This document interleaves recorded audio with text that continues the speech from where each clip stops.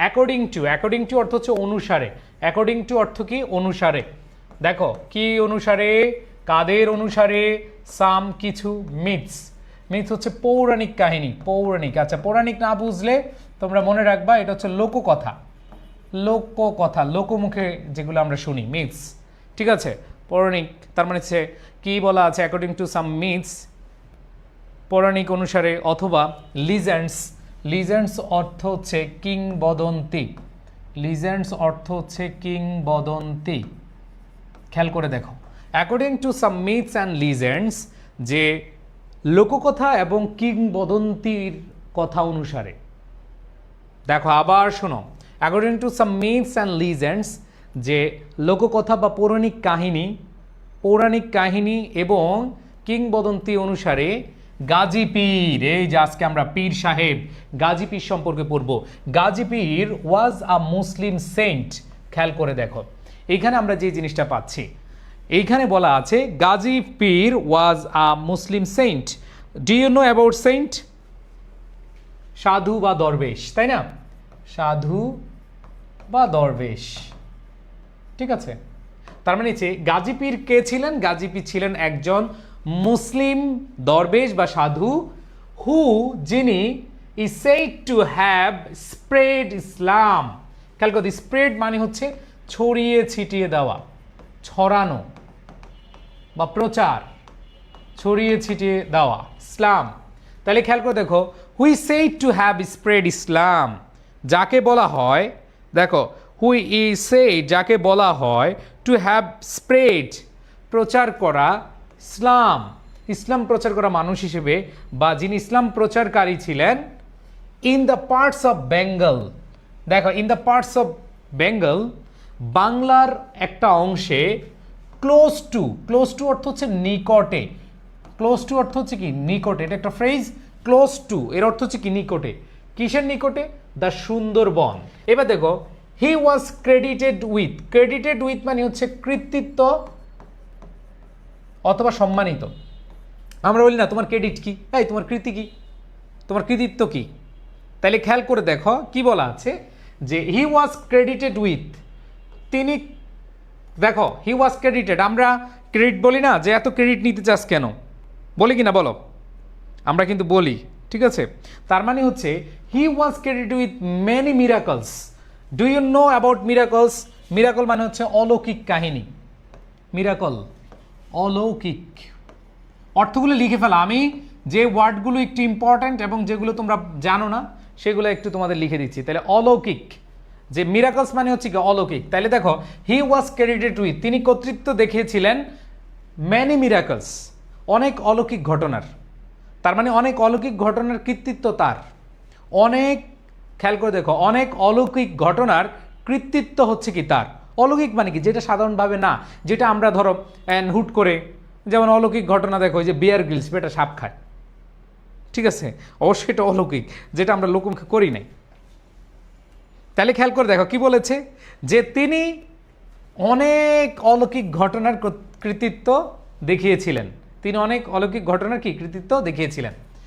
For example, দেখো for example, উদাহরণস্বরূপ, হি could supposedly, খেয়াল করে দেখো, হি কুড তো মানে পেরেছিলেন, সাপোজলি আমরা ওই যে বলি না, সাপোজ ধরো বা অনুমান করা। সাপোজলি মানে কি? অনুমান করা, যেমন সাপোজ মানে কি? অনুমান, বা অনুমান করা হয়। He could supposedly come dangerous animal. Dangerous মানে কি? ভয়ানক বা বিপজ্জনক। তিনি হচ্ছে বিপজ্জনক বা ভয়ানক প্রাণীদেরকে কি করতে পারতেন? কাম মানে হচ্ছে শান্ত করা। কুড মানে পারতেন কি করতে? কাম। এখানে কাম ভার্ব হিসেবে কাজ করেছে। হি কুড সাপোজলি কাম, এই সাপোজলি হচ্ছে অ্যাডভার্ব, আর এখানে কুড হচ্ছে অক্সিলিয়ারি ভার্ব, অ্যান্ড কাম হচ্ছে এখানে ভার্ব। আমরা জানি কাম হচ্ছে শান্ত, এটা অ্যাডজেক্টিভ হয়, বাট মাথায় রাখতে হবে যে যখন এটা মডাল ভার্বের পরে হয় তখন এটা মেইন ভার্ব হিসেবে কাজ করে। তাইলে এইখানে বলা আছে যে হি কুড সাপোজলি কাম, তিনি শান্ত করতে পারতেন কাদেরকে? ডেঞ্জারাস এনিমেলস, বিপজ্জনক বা ভয়ানক প্রাণীদেরকে তিনি কি করতে পারতেন? শান্ত করতে পারতেন। তিনি কি করতে পারতেন? শান্ত করতে পারতেন। এবার দেখো কি বলেছে, অ্যান্ড এবং মেক দেম ডোসাইল। এটা খুবই আমার কাছে খুব ভালো লাগে, ইংরেজি ওয়ার্ডের মধ্যে এটা হচ্ছে খুবই ভালো লাগে। ডোসাইল মানে হচ্ছে ভদ্র অথবা বশীভূত, বশীভূত, বশীভূত অথবা হচ্ছে বশ করা, বশমান, এই বিভিন্ন ওয়ার্ড, বাংলার ওয়ার্ড অনেক আছে। তার মানে তিনি কি করতেন, শান্ত করতে পারতেন এবং কি বশীভূত করতে পারতেন অথবা ভদ্র করতে পারতেন। ডোসাইল ভদ্র, বশীভূত করা। এরপর বলেছে হি ইজ ইউজুয়ালি ডেপিক্টেড। দেখো ডেপিক্টেড মানে হচ্ছে অঙ্কন করা, আঁকা, অঙ্কন করা। ইন পার্টস, পাটচিত্র, পাটচিত্র, ওই যে বললাম না বিভিন্ন মিউজিয়ামে বা বিভিন্ন দেখবা যে এরকম ইয়ের মধ্যে চিত্র আঁকা দেয়, তো পাটচিত্রে or scroll paintings riding a fierce looking Bengal tiger. খেয়াল করে দেখো যে তাকে মাঝে মধ্যে দেখা যায়, কি হিসেবে দেখা যায় ভাইয়া? ডিপিক্টেড মানে অঙ্কন করা, চিত্রিত করা, ঠিক আছে, যেভাবে বলো তাকে দেখা যায়। পার্টস মানে হচ্ছে পাটচিত্র, আর স্ক্রল পেইন্টিং মানে হচ্ছে কি, স্ক্রল পেইন্টিং হচ্ছে চিত্রকর্ম।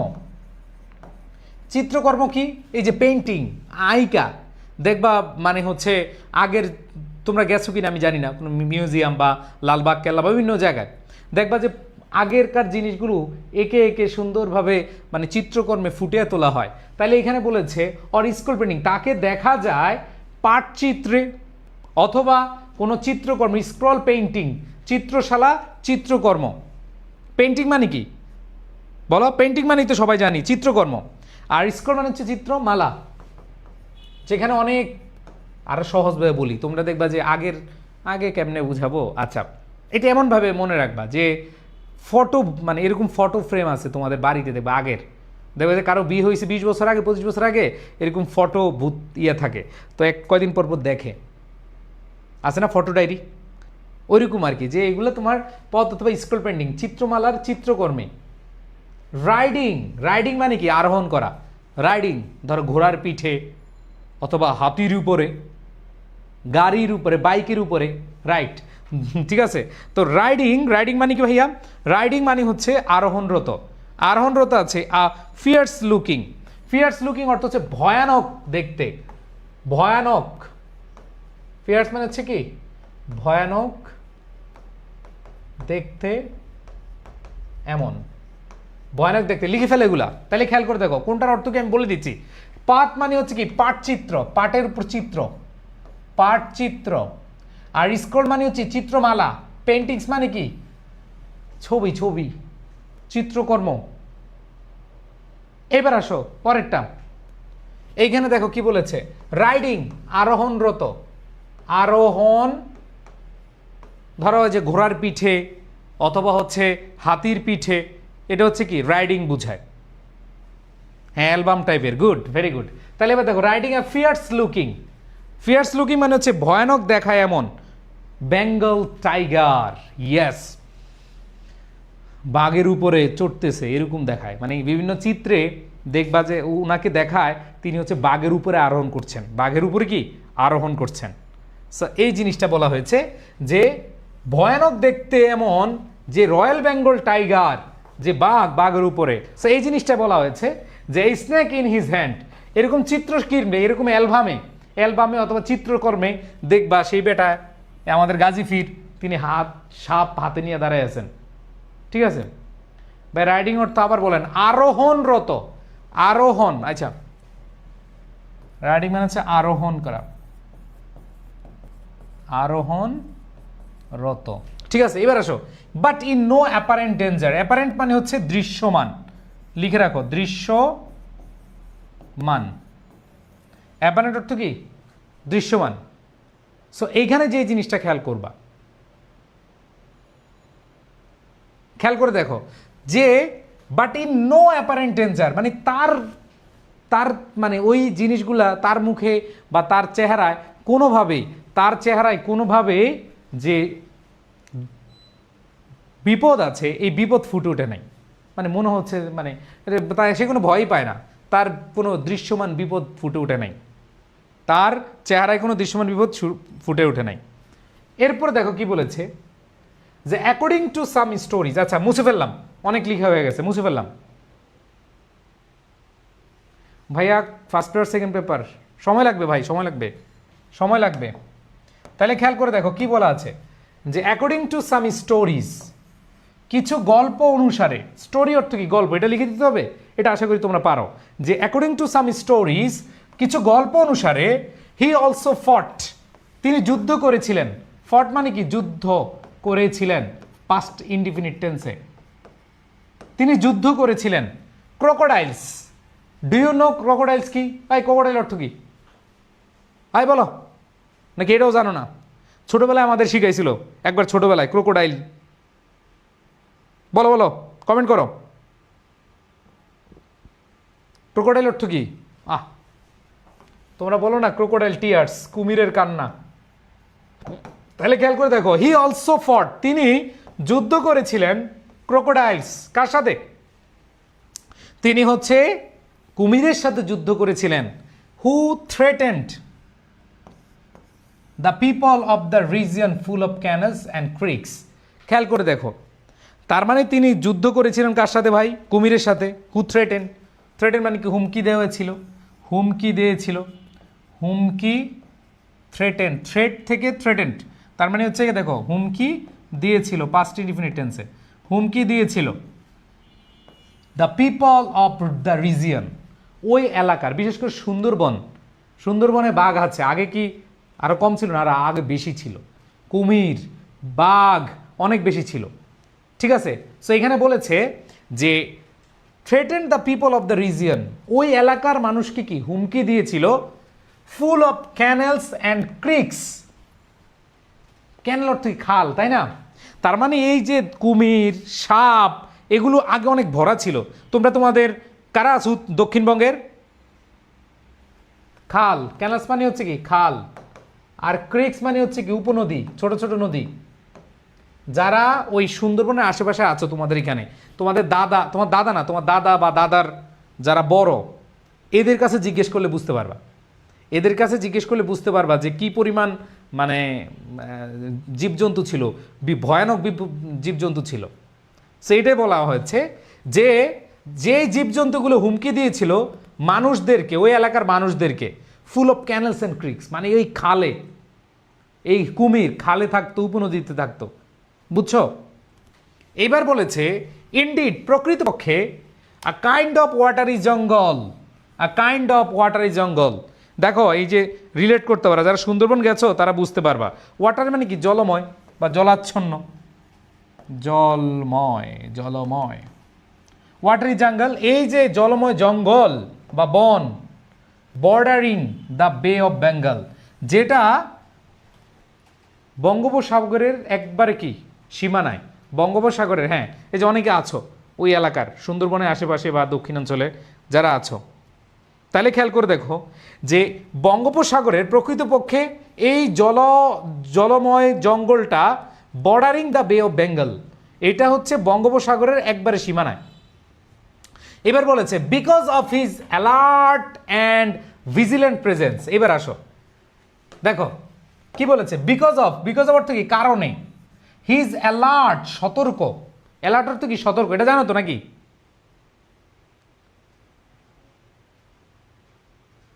হ্যাঁ, এটা দেখো কি বলেছে, because of his alert, alert মানে কি সতর্ক, অ্যান্ড ভিজিলেন্ট, মনে রাখবা। খেয়াল করে দেখো, যে অর্থগুলো পারো না ভাই একবার সাথে সাথে পড়ে ফেলবা।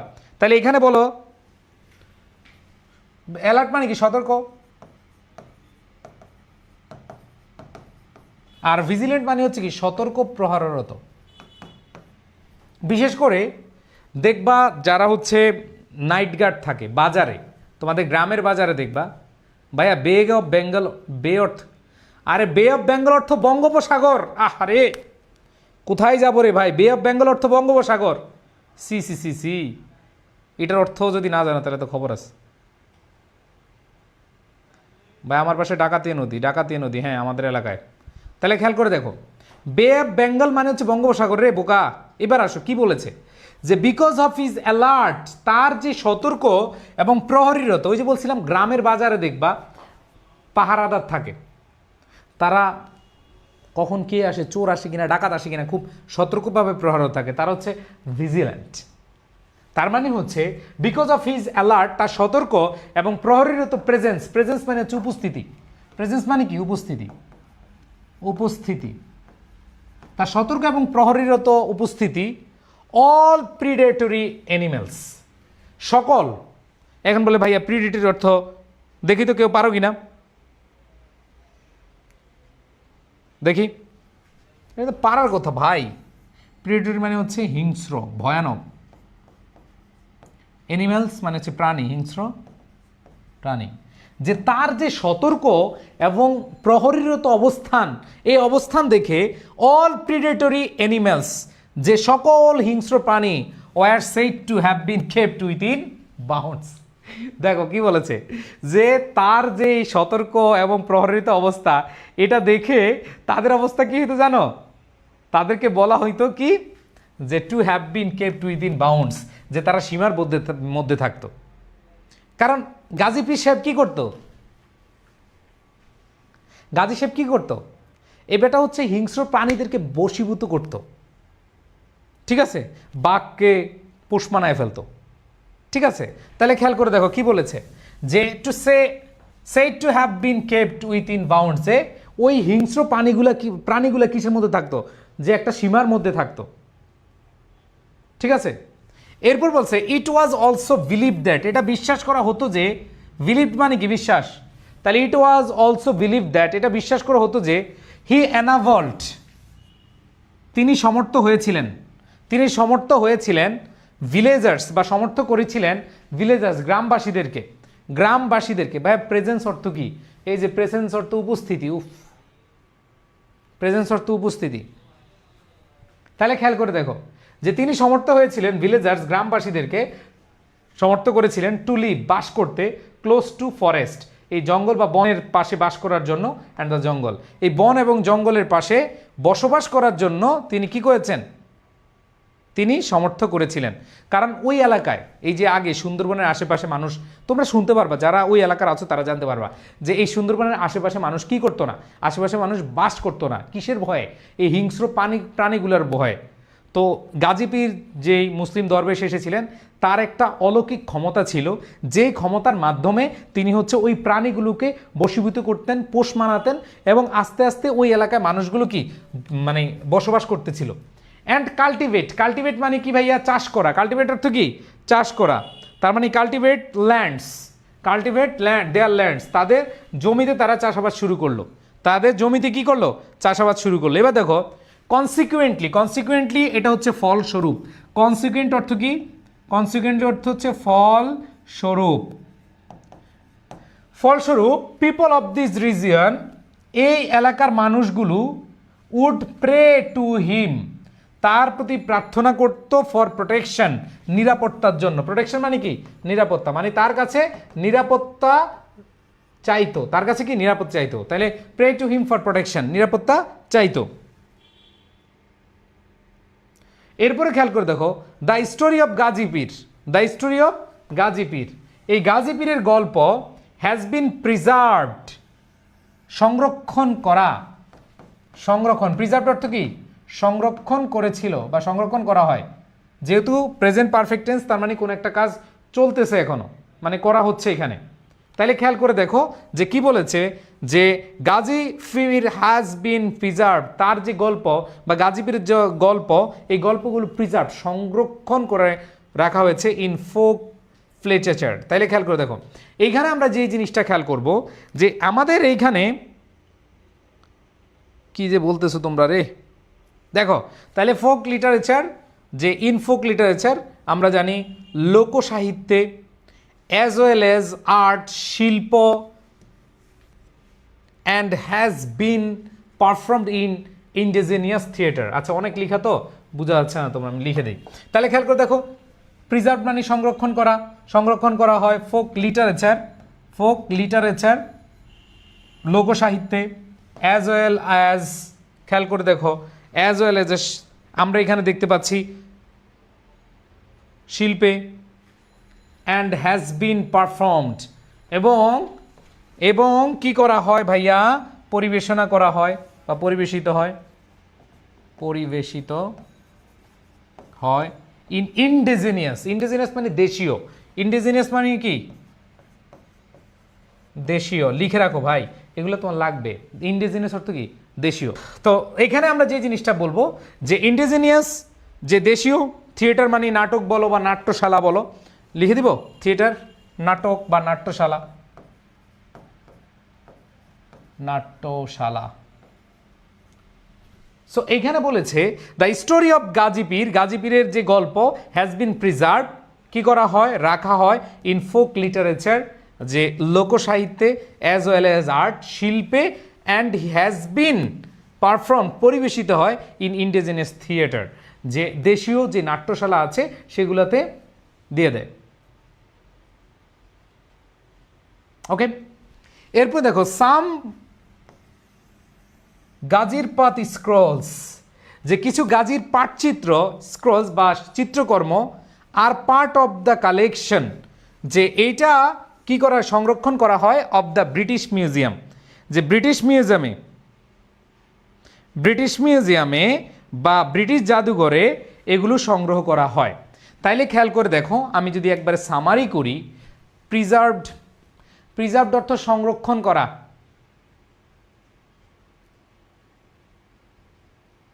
ওকে, সংরক্ষিত বা সংরক্ষণ করা। তাহলে আসো আমি যদি একটু সামারি করি যা যা পড়লাম, যে কিছু পৌরাণিক কাহিনী বা লোককথা অথবা কিংবদন্তির অনুসারে এই গাজী পীর ছিলেন একজন মুসলিম দরবেশ, যিনি সাউদার্ন মানে আমাদের বঙ্গোপসাগরের পাশে যে বর্ডার, যেটাকে আমরা এখন বলি খুলনা অঞ্চল, বাগেরহাট, এইখানে বা ইন্ডিড অর্থ কি, ইন্ডিড অর্থ হচ্ছে প্রকৃতপক্ষে লিখে ফেলো।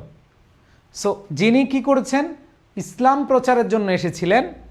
হি was credited with many miracles, তিনি হচ্ছে অনেকগুলো অলৌকিক ঘটনার কৃতিত্ব দেখিয়েছিলেন।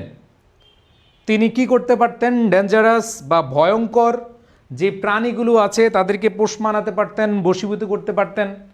তিনি তার যে চিত্রগুলো বা তাকে আঁকা হয়েছে বিভিন্ন জায়গায় পাটচিত্রে বা চিত্রকর্মে দেখানো হয়েছে, তিনি হচ্ছে সাপ হাতে দাঁড়িয়ে আছেন অথবা কোনো একটা বাঘের পিঠ মানে হচ্ছে বাঘের উপরে আরোহণ করছেন, ঠিক আছে।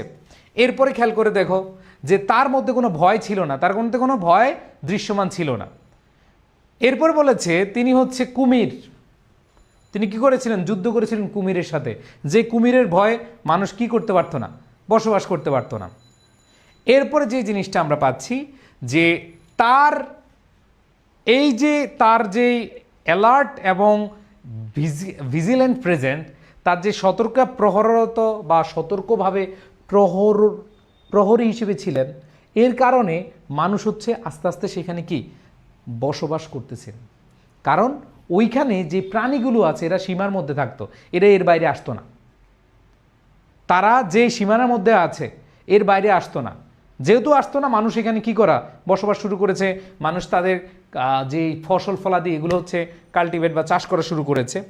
তো তার যে বিষয়গুলো এগুলো হচ্ছে বিভিন্ন ফোক লিটারেচার মানে লোকসাহিত্যে, শিল্পে এবং দেশীয় যে নাটকগুলো বা নাট্যশালা হয় এগুলোতে দেখা হয়। এবং লাস্ট বলছে ব্রিটিশ মিউজিয়ামে সেগুলো কি প্রদর্শন করা হয়েছে। ওকে,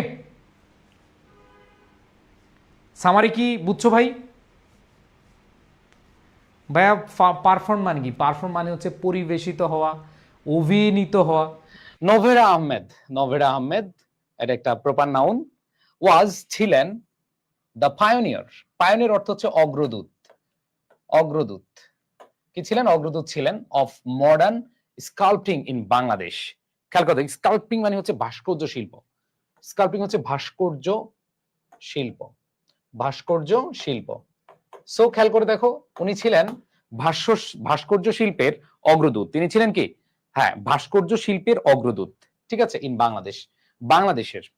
তাহলে খেয়াল করে দেখো ভাইয়া, এখানে আমরা দেখতে পাচ্ছি নোভেরা আহমেদ ওনার প্রথমে ইন্ট্রোডাকশন দিচ্ছেন, সেটা হলো নোভেরা আহমেদ হলেন বা ছিলেন দ্য পায়োনিয়র। পায়োনিয়র হচ্ছে এখানে নাউন এবং পায়োনিয়র অর্থ হচ্ছে পায়োনিয়র এর অর্থ হচ্ছে অগ্রদূত, ঠিক আছে, অফ মডার্ন স্কাল্পটিং। মডার্ন মানে হচ্ছে আধুনিক, মডার্ন হচ্ছে কি আধুনিক, এটা হচ্ছে অ্যাডজেক্টিভ।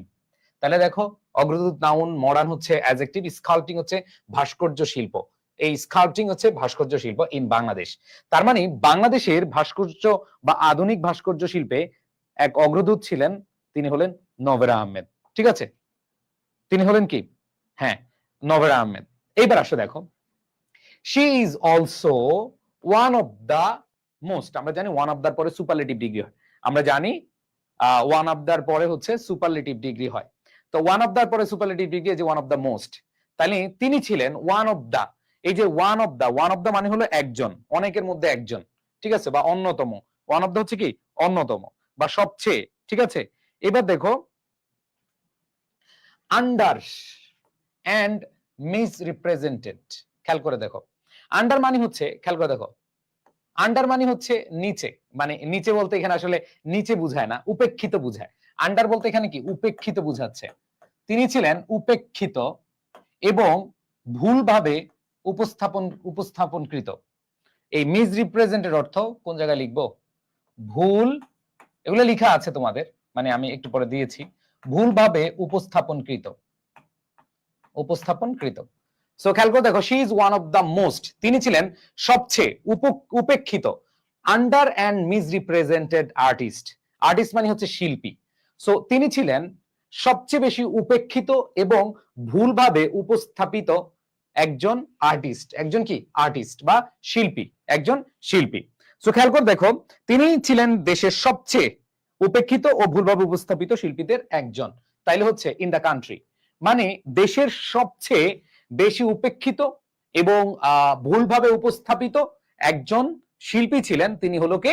তিনি হলেন নভেরা আহমেদ। আমরা যাকে নিয়ে পড়ছি, যার সম্পর্কে জানছি, ওনার সম্পর্কে একটা তথ্য আমরা পেয়ে গেছি অলরেডি। ঠিক আছে, সো এই দুটো লাইন সবাই কি বুঝতে পেরেছো?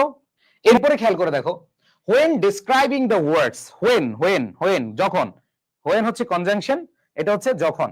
খেয়াল করে দেখো, when describing মানে হচ্ছে বর্ণনা করেছিলেন the works of the first modern। খেয়াল করে দেখো, when describing মানে কি? বর্ণনা করা। যখন বর্ণনা করেছিলেন the works হচ্ছে কর্ম, কাজ বা শিল্পকর্ম, the works of the first modern Bangladeshi sculptor Novera Ahmed. দেখো, যখন বর্ণনা করেছিলেন the works of the first modern Bangladeshi sculptor, তো এই যে নভেরা আহমেদ, উনাকে বাংলাদেশের আধুনিক ভাস্কর্যের প্রথম ভাস্কর্য শিল্পী বলা হয়। এখানে কি বুঝিয়েছে? প্রথম ভাস্কর্য শিল্পী বলা হয়। সো এই যে নভেরা আহমেদ, ইনি শিল্পাচার্য জয়নুল আবেদিনের কথা শুনেছো তোমরা? শিল্পাচার্য জয়নুল আবেদিন, দেখো কি বলেছে, তিনি হচ্ছে এই যে নভেরা আহমেদ। হ্যাঁ দেখো, এই যে when describing মানে হচ্ছে এই যে ডেসক্রাইবিং, বর্ণনা করছে কার কাজকে? নভেরা আহমেদের কাজকে ডেসক্রাইবিং করছে কেউ একজন। কে ডেসক্রাইবিং করছে? সেটা হলো শিল্পাচার্য জয়নুল আবেদিন। তিনি ঘোষণা করেন, প্রোক্লেম মানে হচ্ছে ঘোষণা করা বা কোনো কিছু বলা। ঠিক আছে, ঘোষণা করা। তাহলে খেয়াল করে দেখো ভাই, স্কাল্পটিং মানে কি? লিখে দিয়েছিলাম তো, স্কাল্পটিং হচ্ছে ভাস্কর্য শিল্প। সো তিনি দেখো কি বলেছে, যে তিনি ঘোষণা করেছিলেন বা তিনি বলেছিলেন, যেটাই বলো, তিনি বলেছিলেন what Novera is doing now will take us a long time to understand, she is that kind of artist. So কে জানি একটু আগে আমাকে বললা যে ভাইয়া নভেরা আহমেদ ছেলে না মেয়ে? তুমি বলো, তোমার কাছে ছেড়ে দিলাম, এখন তুমি আমাকে উত্তর দাও যে নভেরা আহমেদ ছেলে না মেয়ে? দেখো, এই বলো, খেয়াল করে দেখো কি বলেছে। এই যে when describing the works of first modern Bangladeshi sculpture, যে বাংলাদেশি প্রথম মডার্ন বা আধুনিক ভাস্কর্য শিল্পী সম্পর্কে যখন বর্ণনা করেছিলেন জয়নুল আবেদিন, বলেছিলেন তিনি প্রোক্লেম মানে হচ্ছে ঘোষণা করা বা ঘোষণা করেছিলেন বা বলেছিলেন, যেটাই বলো, বলেছিলেন বা ঘোষণা করেছিলেন। কি করেছিলেন? হোয়াট নোভেরা, যে নোভেরা ইজ ডুইং নাও, যেটা এখন, ইজ ডুইং নাও মানে কি? যেটা এখন নোভেরা করছে, উইল টেক আস, এটা নিবে, উইল টেক নিবে মানে এটা ভবিষ্যৎ, ফিউচার ইনডিফিনিট টেন্স, আ লং টাইম অনেক দীর্ঘ সময়, টু আন্ডারস্ট্যান্ড ইনফিনিটিভ বুঝতে, she is that kind of artist, যে তিনি কি ধরনের শিল্পী এটা বুঝতে একটা বড় সময় লাগবে, একটা কি বড় সময় লাগবে। উনি যে কি ধরনের, আমরা বলি না এই মালটা যে কি জিনিস, এটা বুঝতে সময় লাগবে কিন্তু। সো এইখানে শিল্পাচার্য জয়নুল আবেদিন ঘোষণা করেছিলেন বা বলেছিলেন যে নোভেলা যে কাজ করছে, এই নোভেরার যে কি জিনিস বা যা করছে এটা বুঝতে আমাদের অনেক সময় লাগবে। তিনি সেই রকমের একজন আর্টিস্ট। ওকে, অলরেডি তোমরা উত্তর পেয়ে গেছে, এটা মেয়ে। ঠিক আছে, এবার দেখো দিস অ্যাপ্টলি ডেসক্রাইবস, খেয়াল করে দেখো দিস মানে এই, অ্যাপ্টলি মানে হচ্ছে যথাযথভাবে, যথাযথভাবে অ্যাডভার্ব। খেয়াল করে দেখো দিস অ্যাপসলি, যথাযথভাবে, যথাযথভাবে, খেয়াল করে দেখো। সো দিস অ্যাপলি, এটা হচ্ছে যথাযথভাবে, এবং এটা হচ্ছে অ্যাডভার্ব। এটা হচ্ছে কি অ্যাডভার্ব। এই যে দিস অ্যাপলি, ডেসক্রাইব, ডেসক্রাইব হচ্ছে ভার্ব, বর্ণনা করা। হার প্রোগ্রেসিভ, প্রোগ্রেসিভ মানে হচ্ছে আমরা বলি না প্রগতিশীল। তাহলে খেয়াল করে দেখো এই যে হার হচ্ছে পজিটিভ অ্যাডজেক্টিভ, প্রোগ্রেসিভ হচ্ছে অ্যাডজেক্টিভ, থটস হচ্ছে নাউন। তাহলে দেখো দিস অ্যাব্রাবলি ডেসক্রাইবস, এটা যথাযথভাবে বর্ণনা করে।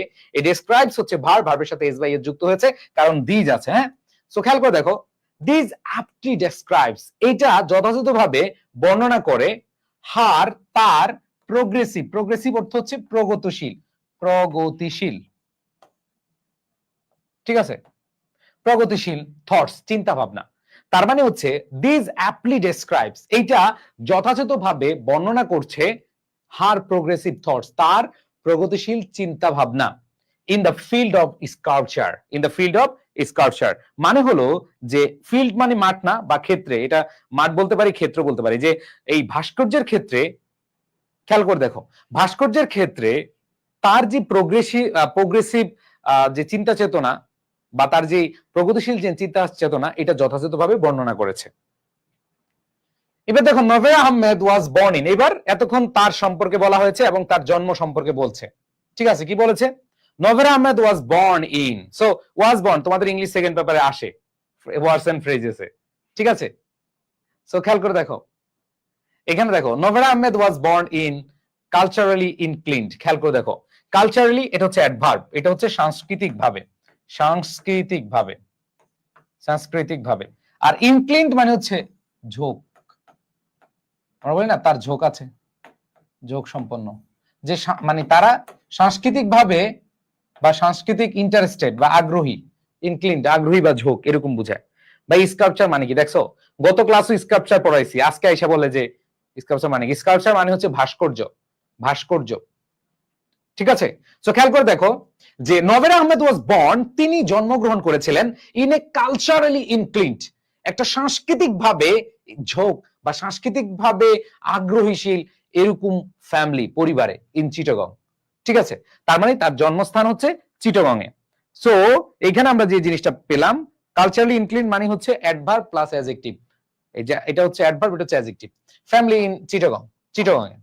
ওয়ার, সেখানে দেখো ওয়ার, সেখানে হি ওয়াজ ইন্সপায়ার্ড, এই যে হি ওয়াজ ইন্সপায়ার্ড, এটা হচ্ছে প্যাসিভ মুডে আছে, প্যাসিভ ভয়েসে আছে। ইন্সপায়ার্ড সে নিজে নিজে হয় নাই, কারো মাধ্যমে হয়েছে।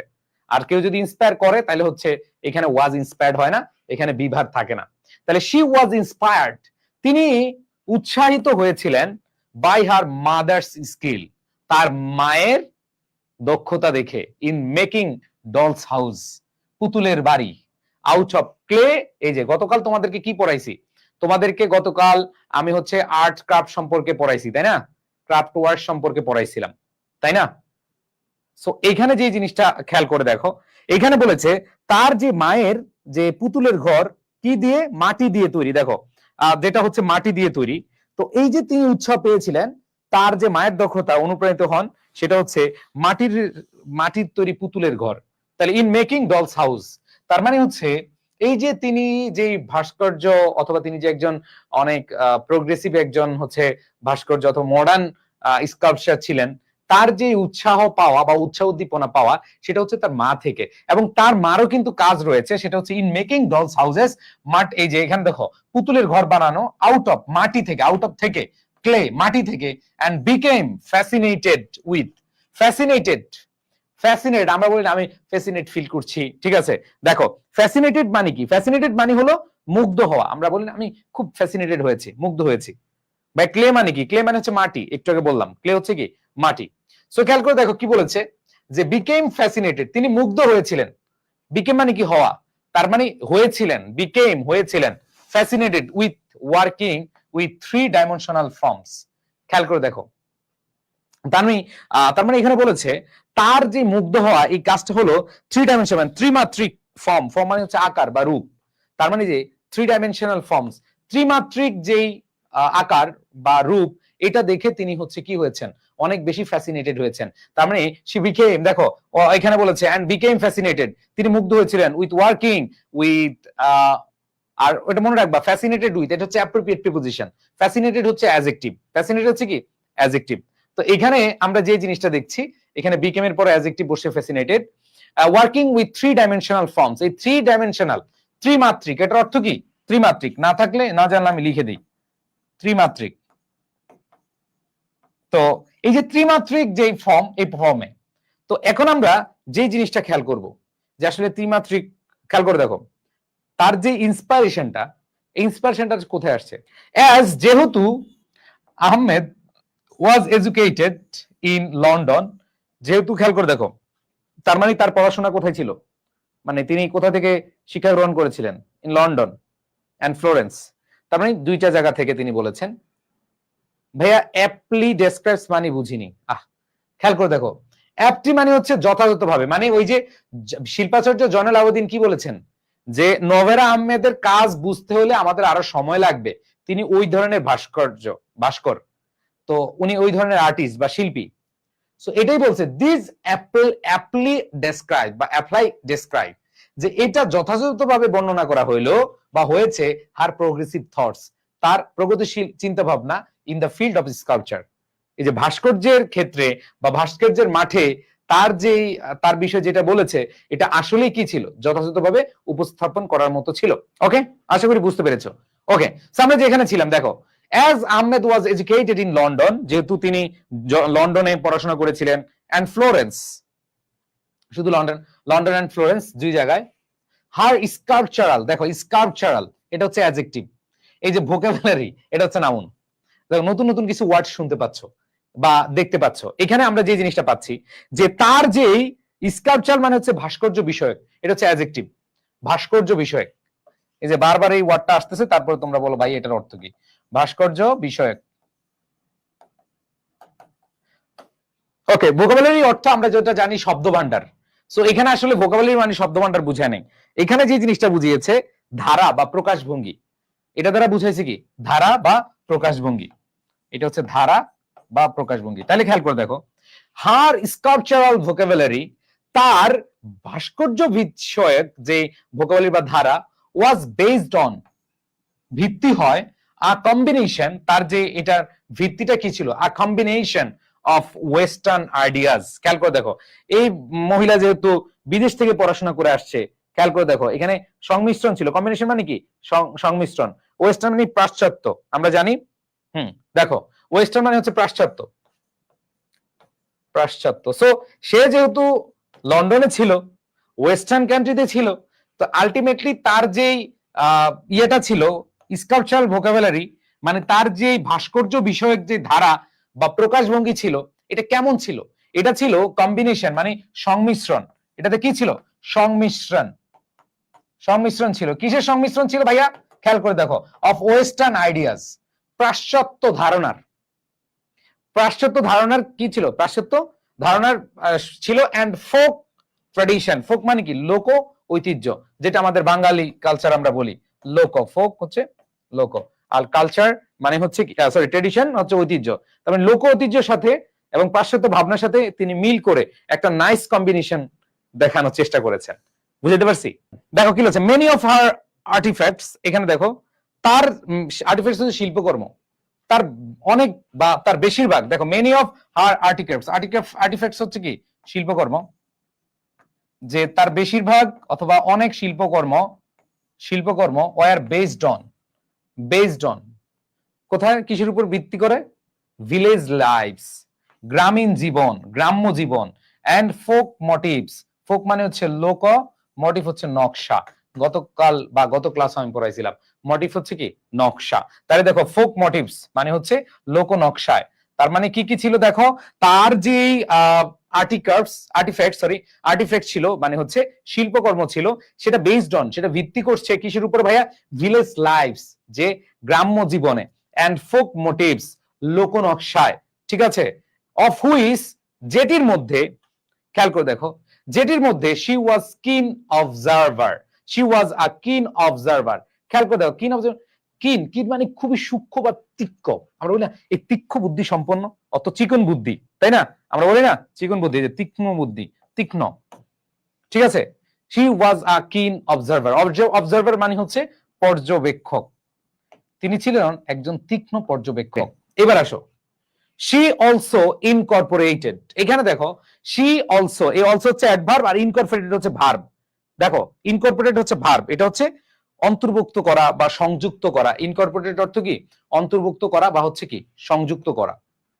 হ্যাঁ ভাই প্রখর, হ্যাঁ প্রখরও একই কথা, তীক্ষ্ণ, প্রখর, তার মানে একজন প্রখর পর্যবেক্ষক ছিল।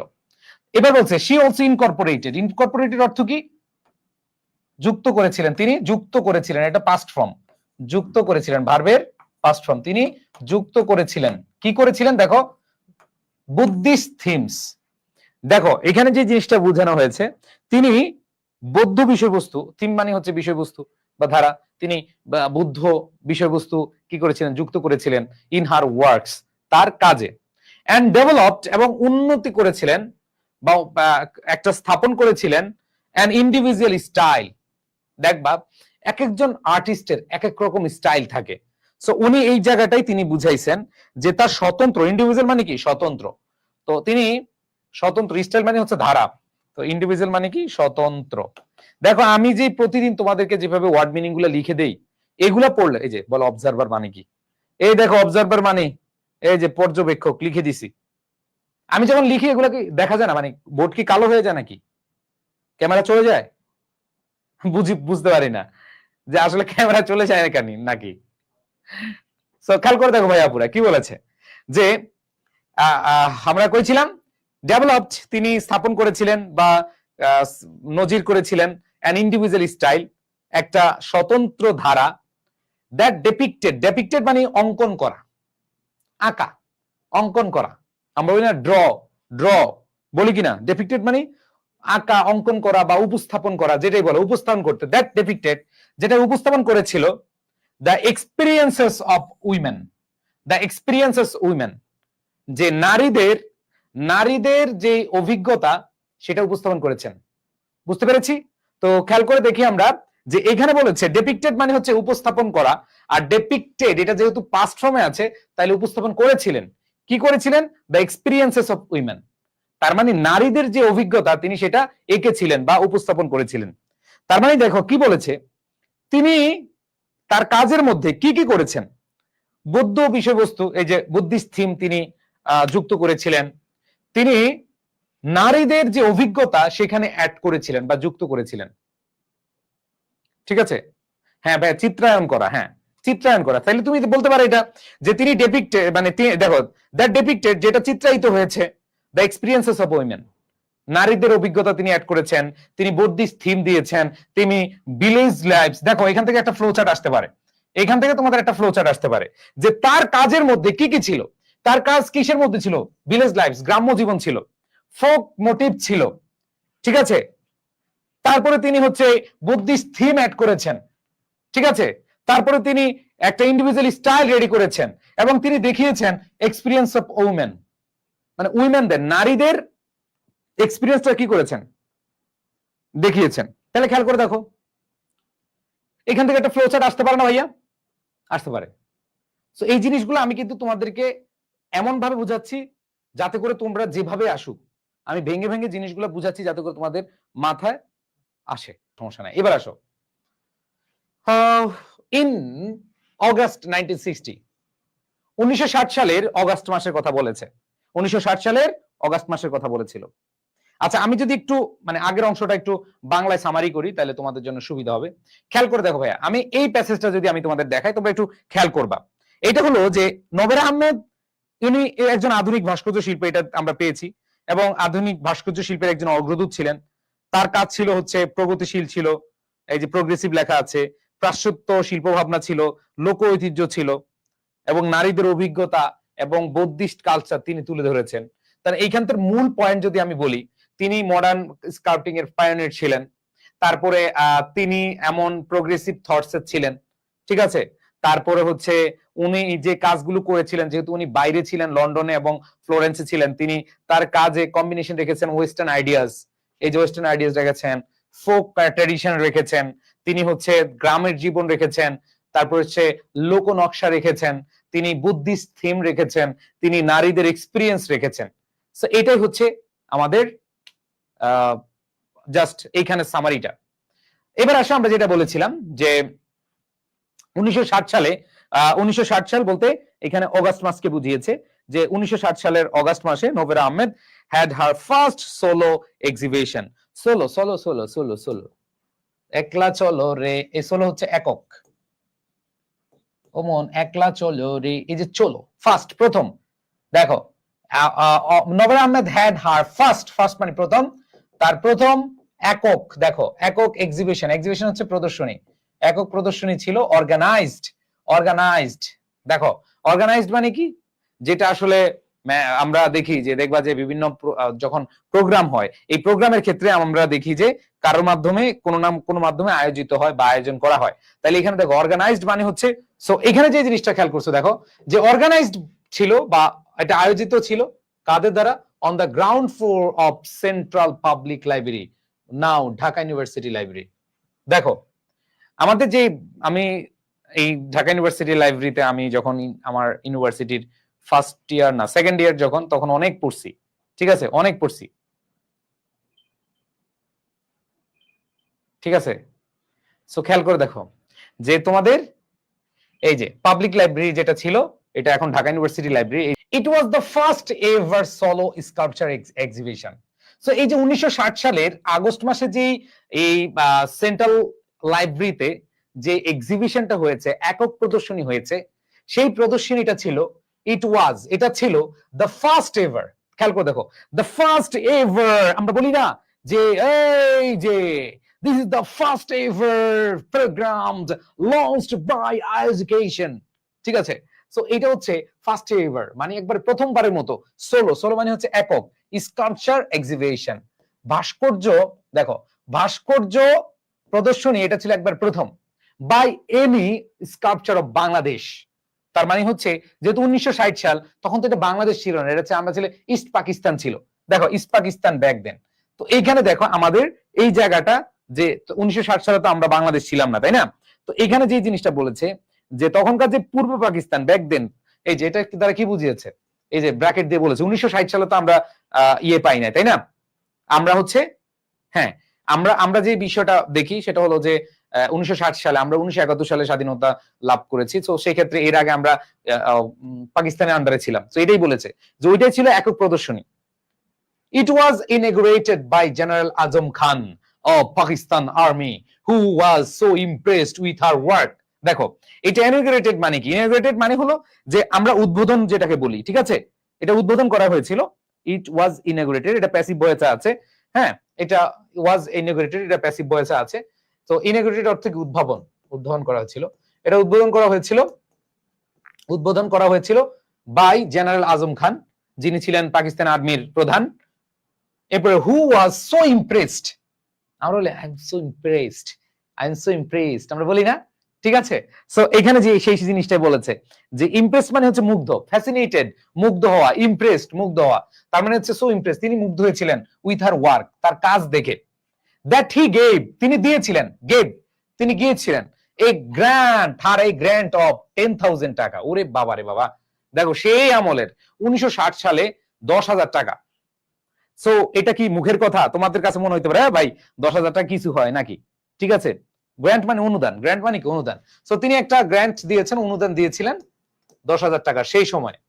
টু প্রমোট, খেয়াল করে দেখো, টু প্রমোট, দেখো প্রচার করা, আমরা জানি প্রমোট মানে কি প্রচার, কি করতে, প্রচার করতে, টু প্রমোট প্রচার করতে, স্কাল্পচার ভাস্কর্য, অ্যাজ অ্যান আর্ট ফর্ম শিল্প ধারায়, এটা শিল্প ধারায় প্রমোট করার জন্য বা প্রচার করার জন্য তিনি তখন কি করেছিলেন, শিল্প ধারায় প্রচার করার জন্য তিনি তখনকার সময় 10,000 টাকা অনুদান দিয়েছিলেন।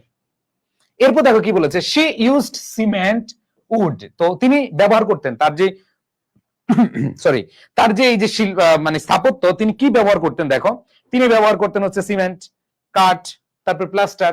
এই যে সিমেন্ট ইউজ করতেন, কাঠ ইউজ করতেন, প্লাস্টার ইউজ করতেন, স্টোন, পাথর ইউজ করতেন ফর দ্য ম্যাটেরিয়াল, মানে হচ্ছে উপাদান হিসেবে, ফর হার স্কাল্পচার।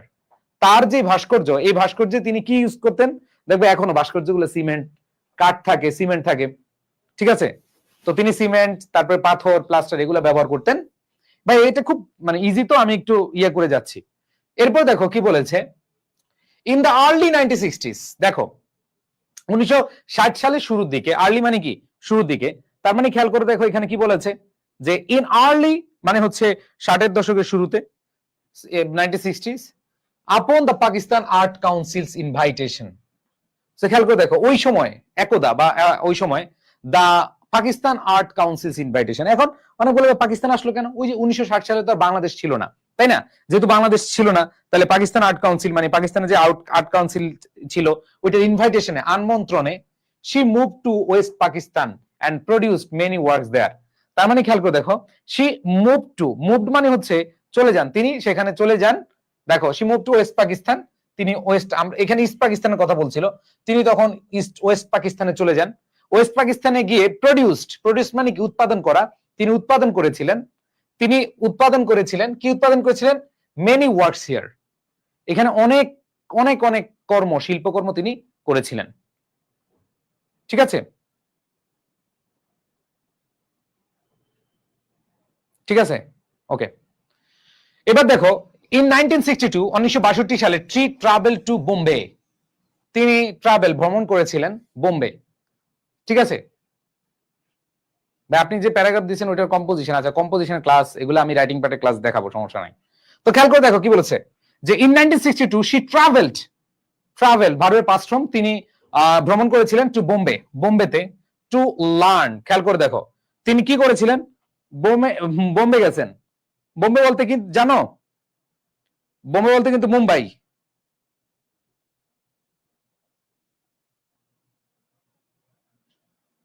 দেখো বোম্বে বলতে বর্তমান যে মুম্বাই, ওইটাকে বোম্বে বলে, বুঝছো, মুম্বাই। তাহলে দেখো শি ট্রাভেল টু বোম্বে, তিনি বোম্বে গিয়েছিলেন টু লার্ন ভারতনাট্যম, ভারতনাট্যম, তিনি তখন মুম্বাই চলে গিয়েছেন ভারতনাট্যম শিখতে। ভারতনাট্যম হচ্ছে নৃত্য, জানি না কেমন, ঠিক আছে, জাস্ট বুঝানোর জন্য আর কি, ঠিক আছে। দক্ষিণ ভারতীয় একটা নৃত্যশৈলী, এটা হচ্ছে কি ভারতনাট্যম, তোমরা ইউটিউবে সার্চ দিলে দেখবা ভারতনাট্যম, ঠিক আছে, জাস্ট তোমাদের বুঝানোর জন্য আর কি। এবার দেখো এন্ড আ ইয়ার লেটার, এক বছর পর, মুভ টু প্যারিস, দেখো কি একটা অবস্থা, এই বেটি কি করছে, আগে গেছে ওয়েস্ট পাকিস্তান, সেখানে অনেক কাজ করছে, এরপরে আবার গেছে বোম্বে, মুম্বাইতে ভারতনাট্যম শেখার জন্য, ঠিক আছে। এরপর দেখো আ ইয়ার লেটার, হ্যাঁ এক বছর পরে কোথায় গেছে, আবার প্যারিসে গেছে। তারপর দেখো হোয়ার শি, সেখানে he remained for the rest of her life, okay, এই শেষ পর্যন্ত প্যারিসে এসে থামছে, রিমেইন মানে অবস্থান করেছিলেন, the rest of her life, তার জীবনের বাকি সময়। That she lived in Thailand from 1968 to 97। তাহলে খেয়াল করে দেখো এখানে যে জিনিসটা বলেছে, দেখো তিনি প্যারিসে যান এবং সেখানে বাকি সময় কাটান। এর মধ্যে আবার একটা কাহিনী আছে, বাকি সময়টা মধ্যে 1962 থেকে তিনি সেখানেই কাটাইছেন, এরপরে 1968 সালে আবার দেখো পাগলা ঘোড়া। এরপর দেখো she lived in Thailand from 1968 to 1970 and had her second solo exhibition, এবং 3 বছর মানে 68, 69, 70, 3 বছর সেখানে ছিলেন, and had her second solo, আরেকটা দ্বিতীয় একক এক্সিবিশন, এক্সিবিশন মানে প্রদর্শনী, ঠিক আছে, এক্সিবিশন মানে কি প্রদর্শনী, তার যে প্রদর্শনী আছে সেখানে, কোথায় সেটা দেখো, ইন ব্যাংককস অ্যালায়েন্স ফ্রাঞ্চাইজি ইন 1970। তো এখানে খেয়াল করে দেখো ব্যাংককের একটা অ্যালায়েন্স ফ্রাঞ্চাইজি হয়েছিল, সেখানে তিনি 1970 সালে একক মানে তার যে দ্বিতীয় প্রদর্শনী সেটা করেছিলেন, alliance franchise. at the time, ওই সময়ে, she was using remains from plane crashes of, দুঃখজনক, কে জানি বলছো উনি বেঁচে আছে কিনা, এই শরীরে কাটা দিয়ে দিছে। বা রিমেইন মানে কি, রিমেইন্ড কয়বার কইতাম, আচ্ছা খেয়াল করে দেখো ভাইয়া, এখানে তোমাদের এই যে তোমরা যে মনোযোগ দাও না রে ভাই, রিমেন মানে অবস্থান করা বা কোনো জায়গায় থাকা, যুক্ত থাকা, এরকম কিছু বোঝায়। ঠিক আছে, সো খেয়াল করে দেখো কি বলেছে, এট দ্যাট টাইম, ওই সময় শি ওয়াজ ইউজিং, খেয়াল করে দেখো এখানে আমাদের যে জিনিসটা বলছে খুব মানে কঠিন একটা লাইন, কঠিন বলতে একটু তিনি ব্যবহার করেছিলেন রিমেন্স, ধ্বংসাবশেষ। রিমেন্স মানে বাকি অংশ, ফ্রম প্লেন ক্র্যাশেস। দেখো যে প্লেন ক্র্যাশেস হয়েছিল American airplane from the Vietnam war. দেখো ভিয়েতনাম ওয়ার, তোমরা হয়তো ভিয়েতনাম ওয়ার সম্পর্কে জানো, ভিয়েতনাম ওয়ারে অনেক মানুষের আসলে ধ্বংসাবশেষ হয়েছিল, বা এই জায়গাটা এটাই বলেছে তিনি তখন কি করেছিলেন, ওই জায়গাটা তিনি কালেক্ট বা হচ্ছে যুক্ত করেছিলেন। ভিয়েতনাম যুদ্ধে যে আমেরিকান বিমানগুলো ছিল, আমেরিকান এয়ারপ্লেন, মানে তখন তিনি ভিয়েতনাম যুদ্ধের সময় বিধ্বস্ত যে বিমানগুলো ছিল সেগুলো ব্যবহার করেছিলেন। দেখবা যে বিভিন্ন ধ্বংসাবশেষ থাকে, যেমন ঢাকা ইউনিভার্সিটির ওই যে ইয়েতে টিএসসির পাশে দেখবা যে একটা ভাঙ্গা গাড়ি আছে, ঠিক আছে, বা এটা একটা নাম। দেখো এখানে ব্যাংকক অ্যালায়েন্স ফ্রান্সিস একটা নাম। এখন আমি যদি বাংলাদেশ ক্রিকেট বোর্ড, এটা কি, এটা একটা নাম, ঠিক আছে। বাংলাদেশ, এই যে বাংলাদেশ ইউনাইটেড পার্টি, নতুন একটা পার্টি হয়েছে বিউপি, ঠিক আছে। আবার আমি একটা নতুন, ঠিক আছে, আবার দেখবে একটা নতুন পার্টি দেখছি, আমার বাংলাদেশ পার্টি, এবিপি নাকি যেন। তো এই যে এগুলার পার্টি, এগুলার ভাই অর্থ নাই, এটার পুরোটা একটা সংস্থার নাম, ঠিক আছে। সো তিনি এটা ইউজ করেছিলেন ভিয়েতনামে যে আমেরিকান বিমানগুলো হয়েছে, ওইখান থেকে তিনি ধ্বংসাবশেষ কি করেছিলেন, ইউজ করেছেন। আর এখানে যদি তুমি যদি আলাদা করে বলো ভাইয়া, অ্যালায়েন্স মানে হচ্ছে, যদি আলাদা অর্থ হয় সেটা হচ্ছে মৈত্রী, ঠিক আছে। অ্যালায়েন্স মানে হচ্ছে কি, মৈত্রী। যেমন চীনে এটাকে বলে অ্যালাইস, অ্যালাইস, ফ্রেন্ডশিপ আর কি, ফ্রেন্ডশিপ, ঠিক আছে। ওকে, আচ্ছা, এবার দেখো, Novera Ahmed was one of the original designers of the Shaheed Minar. এই যে এটা তো অনেকে জানতা না, কে কে জানতা না বলো তো, ঠিক আছে, যে নোবেরা আহমেদ মূল নকশাকারের মধ্যে একজন ছিলেন। তিনি হচ্ছে এই যে দেখো, Novera Ahmed was one of the original, ঠিক আছে, অরিজিনাল, এখানে কপিবাজি নাই, ঠিক আছে। এখানে যে অরিজিনাল মানে কি মূল, তার মানে তিনি নকশাকারদের একজন ছিলেন, ঠিক আছে। এবং এখানে বলা আছে ইন হুইচ, যেটিতে শি কোলাবোরেটেড উইথ, কোলাবোরেটেড মানে কি, যুক্ত থাকা, যৌথভাবে কাজ করা, যৌথভাবে, কোলাবোরেটেড মানে কি, যৌথভাবে কাজ করা, ঠিক আছে। She collaborated with Hamidur Rahman, তিনি, এই যে আমরা দেখি আমাদের শহীদ মিনারের স্থপতি হিসেবে আমরা হামিদুর রহমানকে জানি, ঠিক আছে। সো এই জিনিসটা হলো বলা আছে যে she collaborated with Hamidur Rahman, তিনি হামিদুর রহমানের সাথে কোলাবোরেট, যৌথ ছিলেন। শি ওয়াজ অ্যাওয়ার্ডেড, তিনি কি ছিলেন, পুরস্কৃত হয়েছিলেন দ্য 21 পদক ইন 1997। দেখো এখানে যে জিনিসটা বলেছে তোমরা বুঝতে পেরেছো তো, তিনি মূল নকশাকারীর সাথে ছিলেন, ওকে।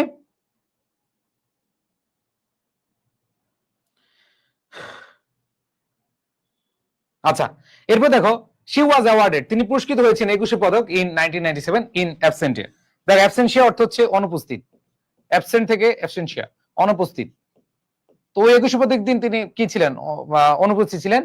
and an exhibition was arranged from her books left behind Dhaka in May 1998, মানে এপ্রিল মের দিকে। তো খেয়াল করে দেখো কি বলেছিলেন, তিনি অনুপস্থিত অবস্থায় 21 পদক পান 1998 সালে এপ্রিল মে মাসে ঢাকায়। তাকে রেখে যাওয়া কাজগুলো নিয়ে একটা প্রদর্শনী আয়োজন করা হয়, তার রেখে যাওয়া কাজগুলো করা হয়। দেখো এখানে আমি যদি শেষ লাইনটা বুঝাই, যে তিনি যে 21 পদক পেয়েছেন, সে 21 পদকের দিন তিনি কি ছিলেন না, মানে তিনি হচ্ছে ওইখানে উপস্থিত ছিলেন না। অ্যাবসেন্সিয়া মানে হচ্ছে অনুপস্থিত।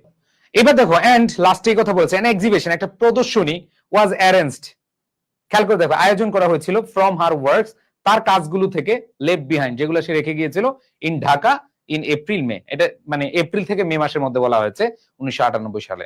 সো তার যে কাজগুলো সেখানে, তার কাজগুলো বা তার যে থাকা কাজগুলো, এটা নিয়ে তিনি একটা প্রদর্শনী করা হয়েছিল।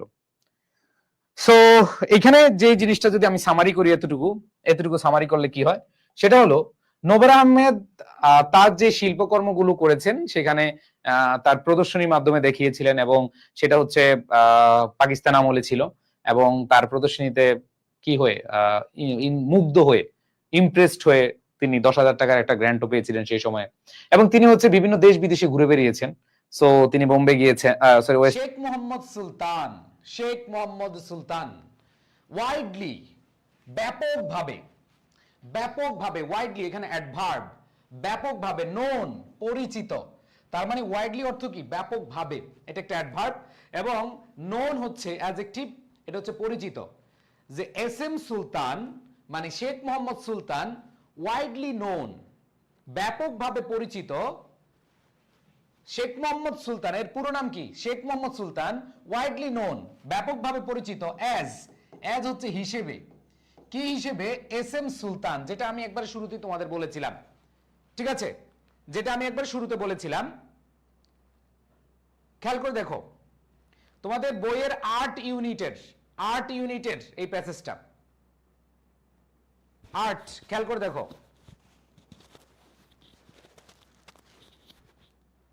ওকে, সো খেয়াল করে দেখো যে শেখ মোহাম্মদ সুলতান ব্যাপকভাবে পরিচিত এস এম সুলতান হিসেবে, কি হিসেবে? এস এম সুলতান হিসেবে পরিচিত। এবার দেখো ওয়াজ, ছিলেন, আ ডিস্টিংগুইশড। খেয়াল করে দেখো, তোমরা সবাই একটু মনোযোগ দিবা ভাইয়া, প্যাসেজ বুঝলে তোমার জন্য খুব ইজি হয়ে যাবে। খেয়াল করে দেখো এখানে বলেছে ওয়াজ, ছিলেন, আর ডিস্টিংগুইশড। আমরা বলি না বিশিষ্ট সমাজ সেবক, বিশিষ্ট রাজনীতিবিদ, ঠিক আছে? লিখো, যে ওয়ার্ডগুলো জানো না লিখলে হবে, ঠিক আছে? খেয়াল করে দেখো, আর ডিস্টিংগুইশড একজন বিশিষ্ট বাংলাদেশি পেইন্টার। খেয়াল করে দেখো, একজন বিশিষ্ট বাংলাদেশি পেইন্টার, পেইন্টার মানে কি? চিত্রশিল্পী। তার মানে এই যে পেইন্টার, ইনি হচ্ছেন কি? একজন চিত্রশিল্পী। খেয়াল করে দেখো ভাইয়া, পেইন্টার অর্থ কি? চিত্রশিল্পী। তাহলে আমরা যে জিনিসটা পাচ্ছি, শেখ মোহাম্মদ সুলতান ওয়াইডলি নোন, ব্যাপকভাবে পরিচিত অ্যাজ, কি হিসেবে? এস এম সুলতান হিসেবে। আমরা এস এম সুলতান হিসেবে কিন্তু শেখ মোহাম্মদ সুলতানকে জানি। ওয়াজ, ছিলেন, আর ডিস্টিংগুইশড, ডিস্টিংগুইশ হচ্ছে বিশিষ্ট বা প্রসিদ্ধ, আর বাংলাদেশি পেইন্টার, চিত্রশিল্পী, বাংলাদেশি চিত্রশিল্পী, ঠিক আছে? এইবার আসো রিনাউন্ড, রিনাউন্ড, খেয়াল করে দেখো, মনে রাখবা রিনাউন্ড এর মানে হলো কি ভাইয়া? রিনাউন্ড মানে হচ্ছে খ্যাতিমান বা সুখ্যাতি বা খ্যাতিমান। রিনাউন্ড, খ্যাতিমান। অর্থগুলো লিখে ফেলো ভাইয়া, যে অর্থগুলো তুমি জানো না সেগুলো লিখে ফেলতে হবে। বা ডিস্টিংগুইশড অর্থ কি? এই যে লেখা আছে বিশিষ্ট, বিশিষ্ট, ডিস্টিংগুইশড হচ্ছে বিশিষ্ট, পেইন্টার হচ্ছে চিত্রশিল্পী, রিনাউন্ড হচ্ছে খ্যাতিমান, রিনাউন্ড হচ্ছে কি? খ্যাতিমান। এবার দেখো তিনি খ্যাতি অর্জন করেছেন বা খ্যাতিমান হয়েছেন ফর, জন্য, হিজ, তার, ডিস্টিংটিভ। খেয়াল করে দেখো, ডিস্টিংটিভ এর অর্থ হলো ভাইয়া স্বতন্ত্র। আমরা দেখি না স্বতন্ত্র প্রার্থী, স্বতন্ত্র প্রার্থী, এই যে ডাকসু ইলেকশন হইলো, তোমরা দেখো স্বতন্ত্র, ডিস্টিংটিভ, স্বতন্ত্র। ওকে, সো খেয়াল করে দেখো এখানে যেগুলো গুরুত্বপূর্ণ ওয়ার্ড আমি কিন্তু বলে দিচ্ছি। ওয়াইডলি মানে হচ্ছে ব্যাপকভাবে, নোন মানে হচ্ছে পরিচিত, ওয়াইডলি অ্যাডভার্ব, নোন হচ্ছে অ্যাডজেক্টিভ, ডিস্টিংগুইশড বিশিষ্ট, এটা অ্যাডজেক্টিভ। তার মানে আ ডিস্টিংগুইশড বাংলাদেশি পেইন্টার, বাংলাদেশি চিত্রশিল্পী, রিনাউন্ড ফর, রিনাউন্ডের সাথে ফর বসে, কোনো কিছুতে সুখ্যাতি অর্জন করা অথবা খ্যাতিমান হওয়া, ঠিক আছে? এরকম বুঝালে আমাদের কি হয়? রিনাউন্ড ফর হয়। কিসের জন্য? হিজ ডিস্টিংটিভ পার্সোনাল, পার্সোনাল মানে কি? ব্যক্তিগত, এটা সবাই জানি, পার্সোনাল মানে কি? ব্যক্তিগত। এরপর দেখো অ্যান্ড আর্টিস্টিক স্টাইল। খেয়াল করে দেখো, আমরা জানি আর্ট, আর্ট থেকে কি হয়? আর্টিস্টিক, আর্টিস্টিক বলি কি? শিল্পময়, ঠিক আছে? আমরা বলি না জিনিসটা খুব আর্টিস্টিক, মানে শিল্পময়, শিল্পের ছোঁয়া যেখানে। স্টাইল, স্টাইল মানে শৈলী, স্টাইল মানে কি? শৈলী। তাহলে খেয়াল করে দেখো কি বলেছে ভাইয়া, এখানে কি বলেছে দেখো, বলেছে শেখ মোহাম্মদ সুলতান, শেখ মোহাম্মদ সুলতান ওয়াইডলি নোন, ব্যাপকভাবে সমাদৃত অ্যাজ, হিসেবে, এস এম সুলতান, এস এম সুলতান, তিনি এস এম সুলতান হিসেবে ব্যাপকভাবে সমাদৃত। ওয়াজ আর ডিস্টিংগুইশড, একজন বলছে ভাইয়া সিনোনিম অ্যান্টোনিম গুলো লিখে দিলে ভালো হয়। আচ্ছা, আমি পরবর্তী তোমাদের যে প্যাসেজগুলো পড়াবো, যে প্যাসেজগুলো তোমাদের সামনে হবে, আমি এটা নোট ডাউন করে রাখলাম যে এই প্যাসেজের যে গুরুত্বপূর্ণ ওয়ার্ডগুলো এবং এই ওয়ার্ডগুলো সিনোনিমগুলো আমি পিডিএফে দিয়ে দিব। খুশি? সিনোনিম অ্যান্টোনিমগুলো আমি পিডিএফে দিয়ে দিব। খুশি? এটা হাসি দাও সবাই, একটু হাসি দাও। কি বললাম? যে তোমরা চেয়েছো যে ভাইয়া যে যে ওয়ার্ডগুলো আছে এই ওয়ার্ডগুলো সিনোনিম অ্যান্টোনিম গুলা লিখে দিলে ভালো হয়। এখন এখানে লিখে দিলে তোমাদের তো নোট থাকবে না বা মুছে যাবে। তো আমি কি যেটা করব, এই প্যাসেজগুলো সামনে যে প্যাসেজগুলো পড়াবো ওগুলার এই ওয়ার্ড মিনিং গুলো এবং সিনোনিম গুলো অ্যান্টোনিম গুলো দিয়ে দিব। খুশি হয়েছো? ওকে, খুশি? ইয়েস, চাইতে হবে ইনশাল্লাহ। আমি পরবর্তীতে তোমাদেরকে অনেকে হাসির ইমোজি দিছো, থ্যাংক ইউ। সো আমি এগুলা দিব ইনশাল্লাহ, ঠিক আছে? ওকে, তাহলে খেয়াল করে দেখো, প্রথম যে লাইনটা পেলাম এটা হলো শেখ মোহাম্মদ সুলতান, যিনি এস এম সুলতান নামে ব্যাপকভাবে পরিচিত, ছিলেন একজন বিশিষ্ট বাংলাদেশী চিত্রশিল্পী, যিনি তার স্বতন্ত্র ব্যক্তিগত শিল্পময় শৈলীর জন্য খ্যাতিমান বা প্রসিদ্ধ। সো প্রাণপ্রিয় শিক্ষার্থীরা, আমরা আজকে এস এম সুলতান সম্পর্কে ইন্ট্রোডাকশন পেলাম যে এস এম সুলতান হলেন এমন একজন চিত্রশিল্পী যিনি, খেয়াল করে দেখো, যিনি রিনাউন্ড ফর, খ্যাতিমান হয়েছেন ফর হিজ পার্সোনাল, ব্যক্তিগত অ্যান্ড আর্টিস্টিক স্টাইল, শিল্পময় শৈলীর জন্য সুখ্যাতি পেয়েছিলেন, খ্যাতিমান হয়েছিলেন। ঠিক আছে?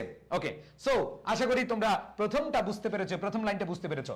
এইবার আসো আমরা দেখি, বর্ন অন, জন্মগ্রহণ করেছিলেন অগাস্ট 1923 সালের আগস্ট মাসে যিনি জন্মগ্রহণ করেছিলেন ইন যশোর, বাংলাদেশের যশোরে তিনি জন্মগ্রহণ করেছিলেন। সুলতান ইজ অফেন রিমেম্বার্ড, খেয়াল করে দেখো, অফেন মানে হচ্ছে প্রায়, সুলতান ইজ অফেন মানে কি প্রায়, যশোর, এই যে যশোর, আমি যশোরের, অনেকে বলতেছে যশোর, হ্যাঁ ঠিক আছে। ইজ অফেন রিমেম্বার্ড মানে কি স্মরণীয়। দেখো, খেয়াল করে দেখো কি বলেছে, সুলতান প্রায়ই রিমেম্বার্ড স্মরণীয়, অ্যাজ হিসেবে তিনি স্মরণীয় হয়েছিলেন, অ্যাজ হিসেবে বহিমিয়ান স্বাধীন চেতা। ঠিক আছে, বহেমিয়ান, আমরা অনেকে বলি না আমি স্বাধীন থাকতে চাই, স্বাধীন চেতা মানুষ, বহেমিয়ান, যে অনেকে মাঝে মধ্যে বলে আই এম আ বহেমিয়ান, ঠিক আছে, বহেমিয়ান, ঠিক আছে, ঘোড়া, বহেমিয়ান দ্বারা ঘোড়া বুঝায়, মানে হচ্ছে যে কারো কিছু করে না, খালি দৌড়ায়, স্বাধীন চেতা, ঠিক আছে।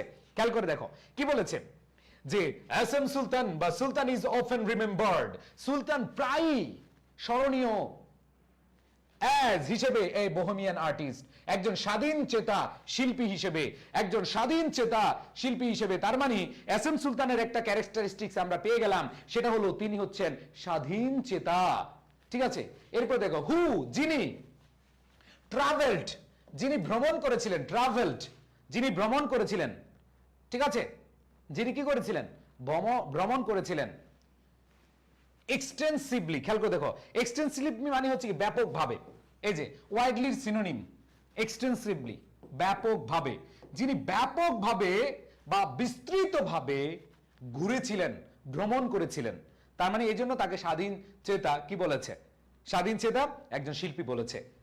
এবার দেখো, ডেসপাইট অর্থ হচ্ছে সত্ত্বেও, ডেসপাইট অর্থ কি সত্ত্বেও, হিজ ইউনিক ভিশন, তার, ইউনিক মানে অনন্য, খেয়াল করে দেখো, অনন্য, ডেসপাইট হিজ ইউনিক ভিশন মানে হচ্ছে দৃষ্টিভঙ্গি, যেটাকে আমরা বলি অ্যাটিটিউড, ভিশন মানে হচ্ছে কি দৃষ্টিভঙ্গি। তার মানে খেয়াল করে দেখো কি বলা হয়েছে, ডেসপাইট সত্ত্বেও, হিজ ইউনিক ভিশন, তার অনন্য দৃষ্টিভঙ্গি সত্ত্বেও, হি অনলি অ্যাচিভড, তিনি মাত্র অর্জন করেছিলেন, অ্যাচিভড মানে কি অর্জন করেছিলেন, ওয়াইড স্প্রেড, খেয়াল করে দেখো, ওয়াইড স্প্রেড মানে হচ্ছে ব্যাপক, রিকগনিশন, খেয়াল করে দেখো, রিকগনিশন মানে স্বীকৃতি, সো প্রাণপ্রিয় শিক্ষার্থীরা খেয়াল করো, রিকগনিশন অর্থ কি স্বীকৃতি। খেয়াল করে দেখো কি বলেছে, এখানে বলেছে যে সুলতান ইজ অফেন রিমেম্বার্ড, সুলতান মাঝে মাঝে বা প্রায়ই স্মরণীয় হয়ে থাকেন, আ বোহেমিয়ান আর্টিস্ট, একজন স্বাধীন চেতা শিল্পী হিসেবে, হু ট্রাভেলড এক্সটেন্সিভলি, তিনি ব্যাপকভাবে কি করেছিলেন, ভ্রমণ করেছিলেন, despite his unique artistic vision বা ইউনিক ভিশন, তার অনন্য দৃষ্টিভঙ্গি সত্ত্বেও হি অনলি অ্যাচিভড, তিনি মাত্র অর্জন করেছিলেন ওয়াইড স্প্রেড রিকগনিশন, ব্যাপক স্বীকৃতি, লেটার ইন লাইফ, তার মৃত্যুর পরে। আমরা বলি মরণোত্তর, মরে গেলে যারা স্বীকৃতি দেয়, ঠিক আছে?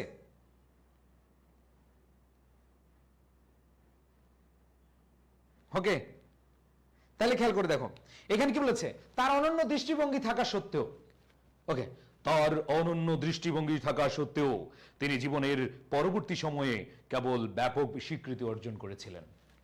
এই যে লোকটা মরার আগে কেউ তাকে মূল্যায়ন করেনি, স্বীকৃতি করেনি ওইভাবে, বাট মৃত্যুর পরে তাকে ব্যাপকভাবে স্বীকৃতি দেওয়া হয়েছিল, ঠিক আছে?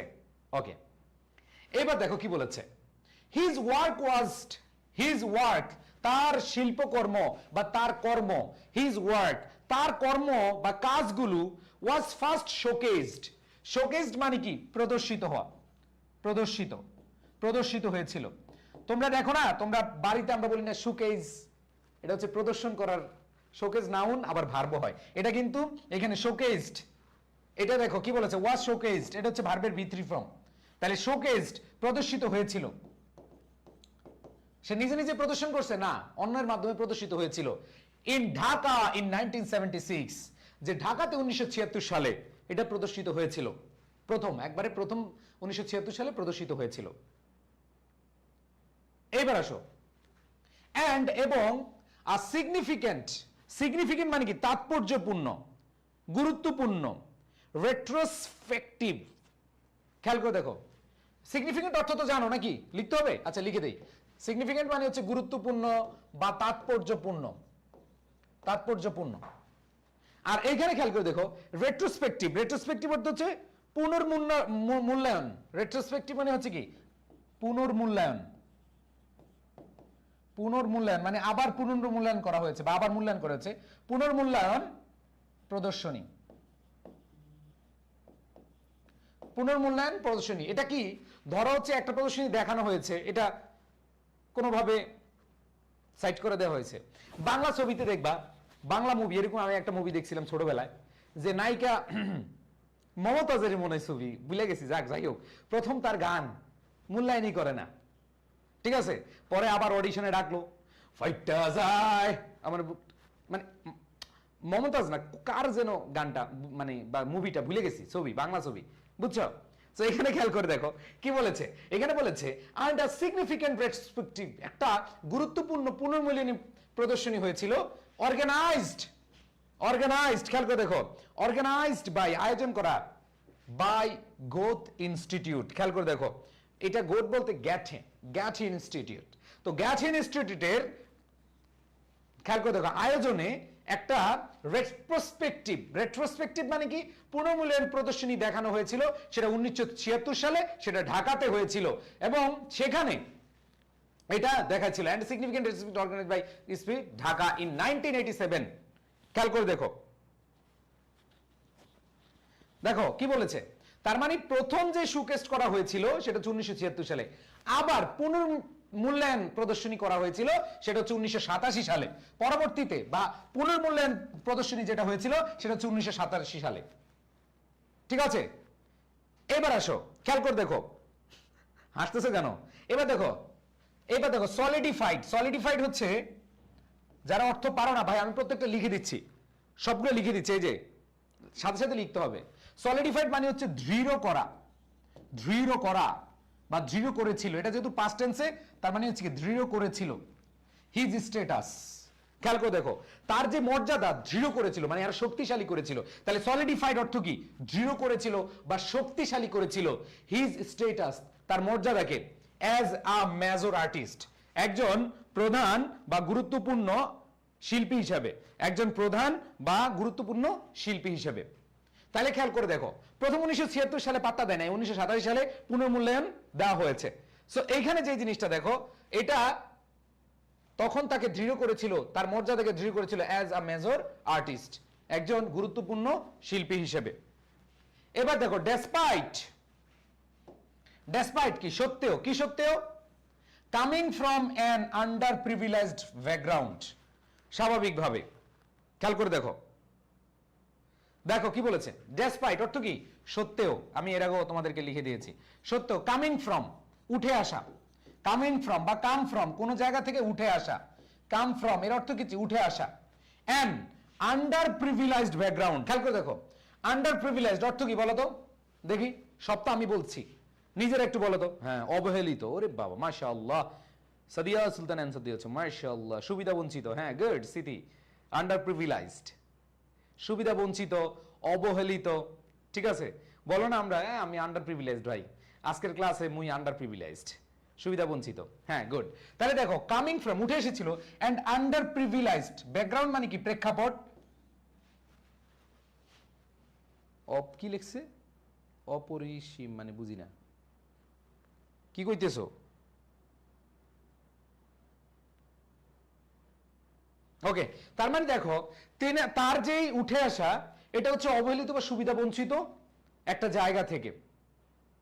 এবার দেখো, S M Sultan made his mark in the art. তিনি, মার্ক মানে চিহ্ন, মার্ক মানে কি, চিহ্ন। তিনি চিহ্ন তৈরি করেছিলেন বা রেখে গিয়েছিলেন ইন দ্য আর্ট ওয়ার্ল্ড, যে শৈল্পিক যে বিশ্ব। আর্ট ওয়ার্ল্ড মানে কি, শৈল্পিক বিশ্ব। থ্রু শিয়ার পেশন, খেয়াল করে দেখো, থ্রু শিয়ার পেশন। এই অযথা যারা কমেন্ট করো, তোমাদের কি লজ্জা করে না ভাই? যারা অযথা কমেন্ট করো, এই বেটা অযথা কমেন্ট করো কেন?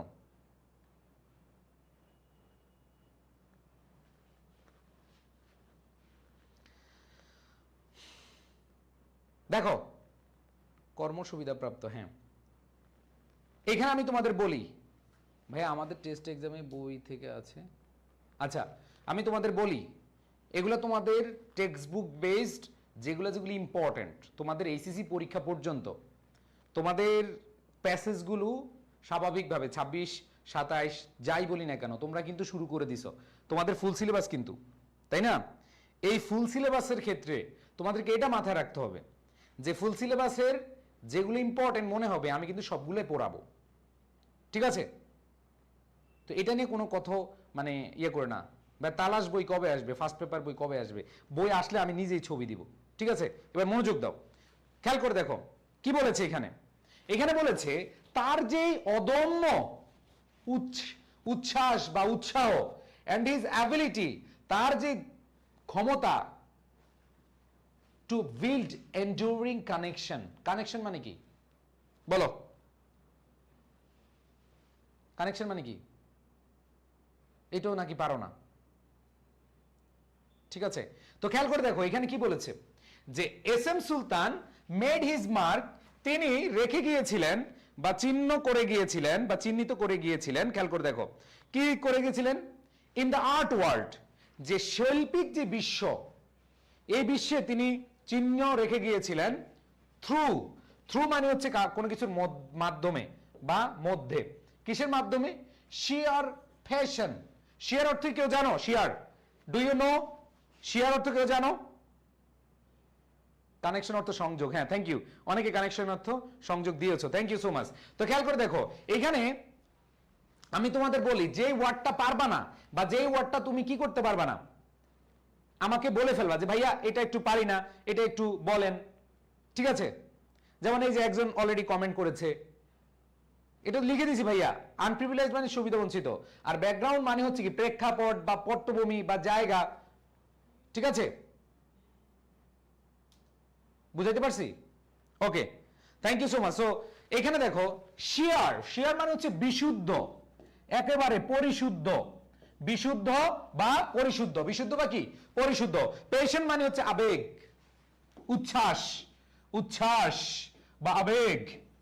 তার যে পরিশুদ্ধ আবেগ বা উচ্ছ্বাস ছিল, অ্যান্ড হিজ অ্যাবিলিটি, অ্যাবিলিটি মানে কি ক্ষমতা, কর্মক্ষমতা বা সক্ষমতা। ঠিক আছে, এরপর দেখো টু বিল্ড, তৈরি করতে, এন্ডুরিং, এন্ডুরিং মানে হচ্ছে দীর্ঘস্থায়ী, দীর্ঘস্থায়ী। কানেকশন মানে হচ্ছে সংযোগ, অনেকে লিখেছো, থ্যাংক ইউ। কানেকশন মানে কি সংযোগ। তো আমি তোমাদেরকে এরপরের থেকে আমি তোমাদের ওই প্যাসেজের গুরুত্বপূর্ণ যেই সিনোনিম অ্যান্টিনিম আছে এগুলো লিখে দেব ইনশাআল্লাহ। তো খেয়াল করে দেখো কি বলেছে ভাইয়া, এস এম সুলতান, এই এস এম সুলতান চিহ্ন রেখে গিয়েছিলেন এই শৈল্পিক বিশ্বে, থ্রু কিসের মাধ্যমে? তার যে স্নেহার পেশন, তার যে মানে বিশুদ্ধ যে উচ্ছ্বাস ছিল বা আবেগ ছিল, অ্যান্ড হিজ অ্যাবিলিটি, তার যে সক্ষমতা ছিল টু বিল্ড, তৈরি করতে, এন্ডুরিং কানেকশন, দীর্ঘস্থায়ী সংযোগ। এরপর বলেছে অলদো, যদিও, হিজ ফ্যামিলি, তার পরিবার, কুড নট অ্যাফোর্ড, আমরা সবাই জানি অ্যাফোর্ড মানে কি ভাইয়া? অ্যাফোর্ড মানে কি বহন করা। কুড নট অ্যাফোর্ড, যে বহন করতে পারতো না বা পেরেছিল না, হিজ এডুকেশন, তার শিক্ষা, at the Kolkata school of arts. ঠিক আছে, Kolkata school of arts, Calcutta. তো বাড়ি যশোর, কিন্তু আগে তো আসলে স্বাভাবিকভাবে উনি যে সময়ের, ওই সময় আমাদের আগে দেশ বিভাগ বলো অথবা আমাদের মুক্তিযুদ্ধের আগে বলো, Kolkata university, Kolkata school of arts যে চারুকলা অনুষদ আছে, খেয়াল করে দেখো এইখানে যে জিনিসটা কলকাতা স্কুল অফ আর্টস মানে কলকাতার যে চারুকলা, এইখানে তিনি কি করতে পারেন নাই? পড়াশোনার খরচ বহন করতে পারছিল না তার পরিবার। হি রিসিভড, তিনি গ্রহণ করেছিলেন আই স্পেশাল রিকমেন্ডেশন। তিনি দেখো, তিনি রিসিভ করেছিলেন, হি রিসিভ, তিনি অর্জন করেছিলেন বা তিনি গ্রহণ করেছিলেন আই স্পেশাল রিকমেন্ডেশন, একটা সুপারিশ। রিকমেন্ডেশন অর্থ কি? সুপারিশ। দ্যাট অ্যালাউড, যেটা তাকে অনুমতি দিয়েছিল। অ্যালাউড মানে কি? অনুমতি দেওয়া। যেটা তাকে অনুমতি দিয়েছিল, অনুমতি দিয়েছিল, কি দিয়েছিল? হিম, তাকে, to study there for 3 years. তার মানে খেয়াল করে দেখো, তিনি একটা স্পেশাল সুপারিশ, দেখো না, দেখবা যে এরকম স্পেশাল রিকমেন্ডেশন আসলে তখন কোন স্কুল থেকে বা প্রতিষ্ঠান থেকে কি করা হয়? সুযোগ দেওয়া হয়। সো এটাই বলা হয়েছে যে একটা স্পেশাল রিকমেন্ডেশন আসছিল, তখন তার মানে one kind of scholarship, one kind of কি? স্কলারশিপ। ঠিক আছে, সো খেয়াল করে দেখো, বলেছে হি রিসিভড আ স্পেশাল রিকমেন্ডেশন, তিনি একটা মানে বিশেষ সুপারিশ পেয়েছিলেন, দ্যাট অ্যালাউড হিম, যেটা তাকে অনুমতি দিয়েছিল টু স্টাডি, পড়াশোনা করতে, দেয়ার, সেখানে, ফর 3 ইয়ার্স, 3 বছর পড়াশোনা করতে। তার মানে কি বুঝাইলো ভাইয়া? এখানে বুঝিয়েছে যে তার পড়াশোনার বা তার ফ্যামিলির পড়াশোনার খরচ বহন করার কি ছিল না? টাকা পয়সা ছিল না। বাট কি করেছে ভাইয়া? আমাদের একজন বলছে মেসেঞ্জার ডিসকাশন গ্রুপে অ্যাড হইলে, ভাইয়া কেউ মেসেঞ্জার গ্রুপে অ্যাড হইও না, কারণ হলো শুধু সময় নষ্ট, হুদাই হুদাই সময় নষ্ট। তোমরা অনেকে বিভিন্ন মেসেঞ্জার গ্রুপে থাকো, প্লিজ সময় নষ্ট ছাড়া কোনো কাজের কাজ কিছু হয় না। ঠিক আছে, সো তোমরা এগুলা একটু মাথায় রাখবা। ওকে, আচ্ছা, সো খেয়াল করে দেখো, আমরা যেটা বলছিলাম সেটা হলো যে তিনি একটা সুপারিশের মাধ্যমে তার পড়াশোনাটা কন্টিনিউ করেছিলেন 3 বছরের জন্য। এরপরে আসো, হি ইজ ভেরি সিম্পল। দেখো, হি ইজ, তার, ভেরি সিম্পল, আমরা জানি ভেরি মানে খুবই, আর সিম্পল মানে কি? সাধারণ। সো এখানে যে জিনিসটা আমরা দেখতে পাচ্ছি, কি বলেছে? He is very simple. দেখো, হি ইজ ভেরি সিম্পল, তার খুব সাধারণ বাট হাইলি ফিলোসফিক আর্ট। খুবই সাধারণ বাট হাইলি, হাইলি মানে কি? খুব, খুব, খুবই, খুবই বা খুবই ফিলোসফিক আর্ট, দার্শনিক যে শিল্প, ফিলোসফি থেকে ফিলোসফিক, এই যে ফিলোসফি মানে কি? দর্শন, আর ফিলোসফিক মানে কি? দার্শনিক। বাই ওয়ার্ড মিনিং যদি তুমি জেনে ফেলো, এই ওয়ার্ড মিনিং জানলে তোমার জন্য প্যাসেজ পানি ভাত। বাই বিল্ড মানে কি? তৈরি করা। বিল্ড মানে কি? তৈরি করা।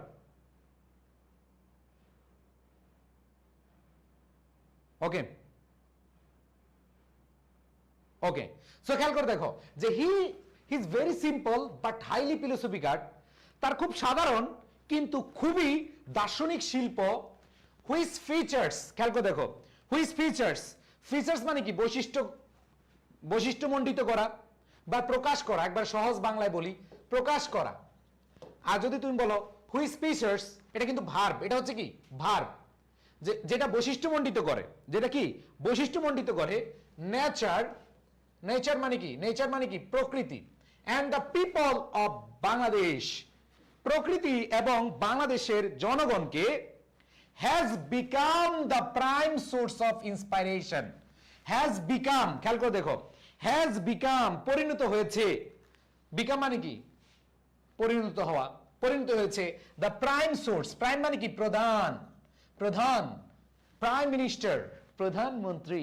ঠিক আছে, অনেকদিন আমাদের দেশে প্রধানমন্ত্রী নাই। ঠিক আছে, দ্য প্রাইম সোর্স, প্রধান, সোর্স মানে কি? উৎস, সোর্স মানে কি? উৎস।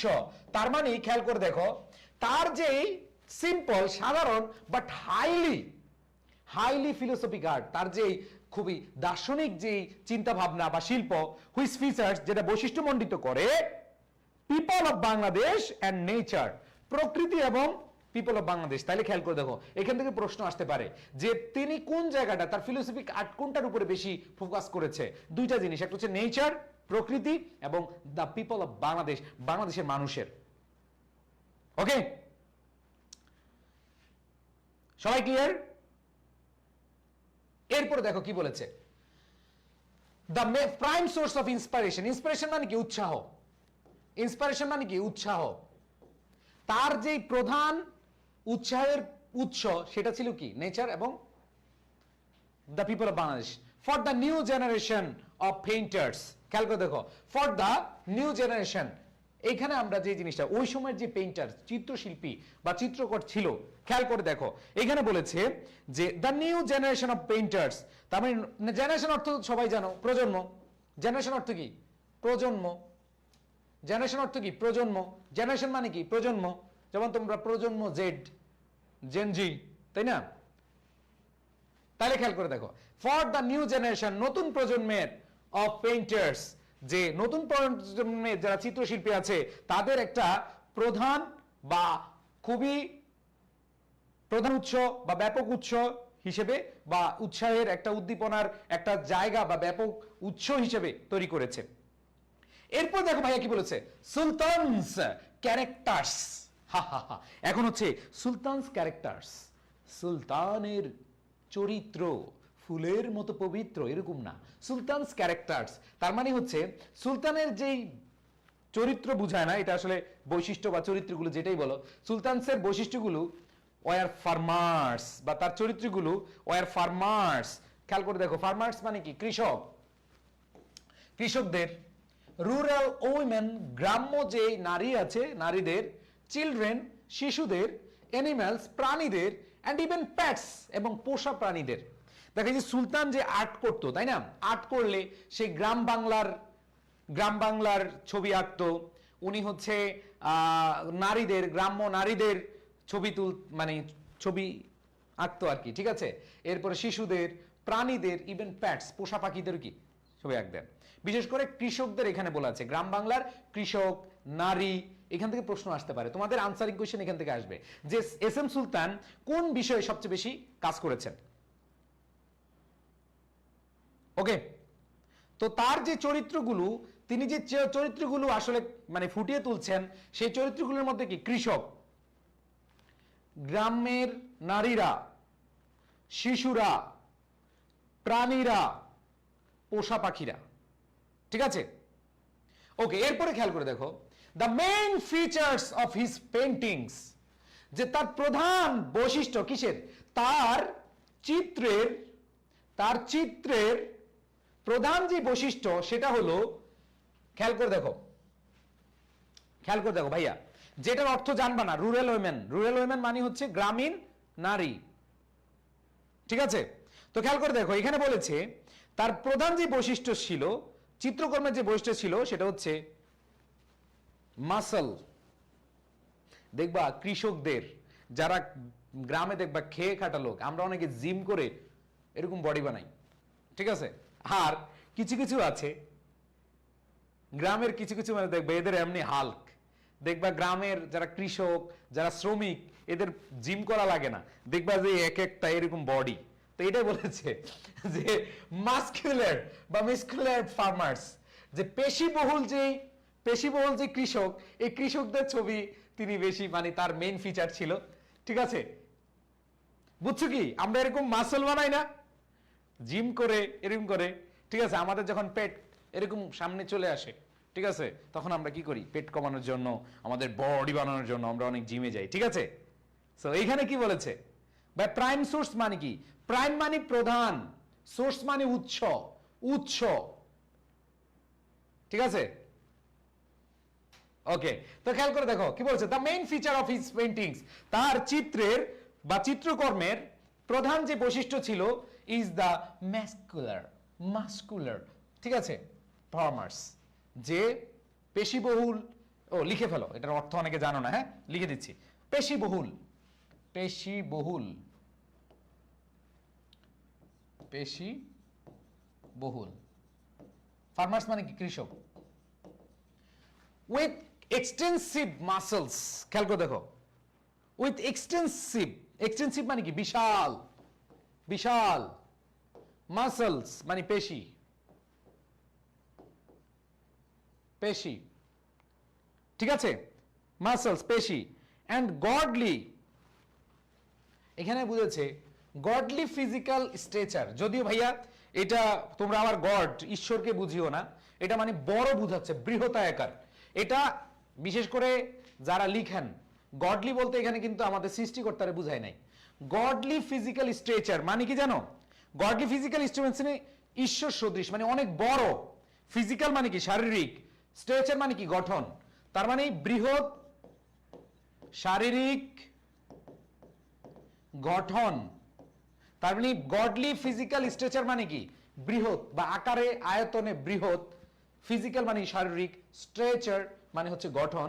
হুইচ মেক হিজ ফার্মার্স, যেটা তার কৃষকদেরকে লার্জার দ্যান হিজ লাইফ, অথবা যেটা ফুটে উঠায় যে কৃষকের জীবন তার, দেখো কি বলেছে এখানে, বলেছে গডলি ফিজিক্যাল স্ট্রেচার, এই যে বৃহৎ আকারের যে ফিজিক্যাল স্ট্রেচার, শারীরিক গঠন, হুইচ মেক যেটা তৈরি করে, হিজ ফার্মার্স, তার হিজ ফার্মার্স বলতে কি? ওই যে তার যে আকার মধ্যে যে চরিত্র মানে ফার্মার ছিল, এই ফার্মারদের লার্জার দ্যান লাইফ মানে জীবদ্দশায় বাস্তবে যা দেখা যাচ্ছে তার চেয়ে অনেক বড় করে দেখায়। ঠিক আছে, ওকে।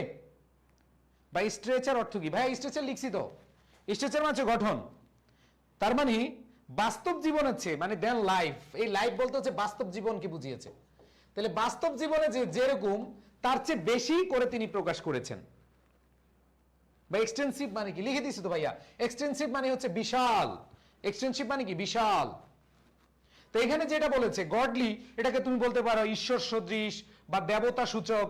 দেবতা সূচক মানে বৃহতায়তন বুঝাচ্ছে, মারাত্মক বুঝাচ্ছে। ফিজিক্যাল মানে শারীরিক, স্ট্রেচার মানে গঠন। বুঝাইতে পারছি ভাইয়া?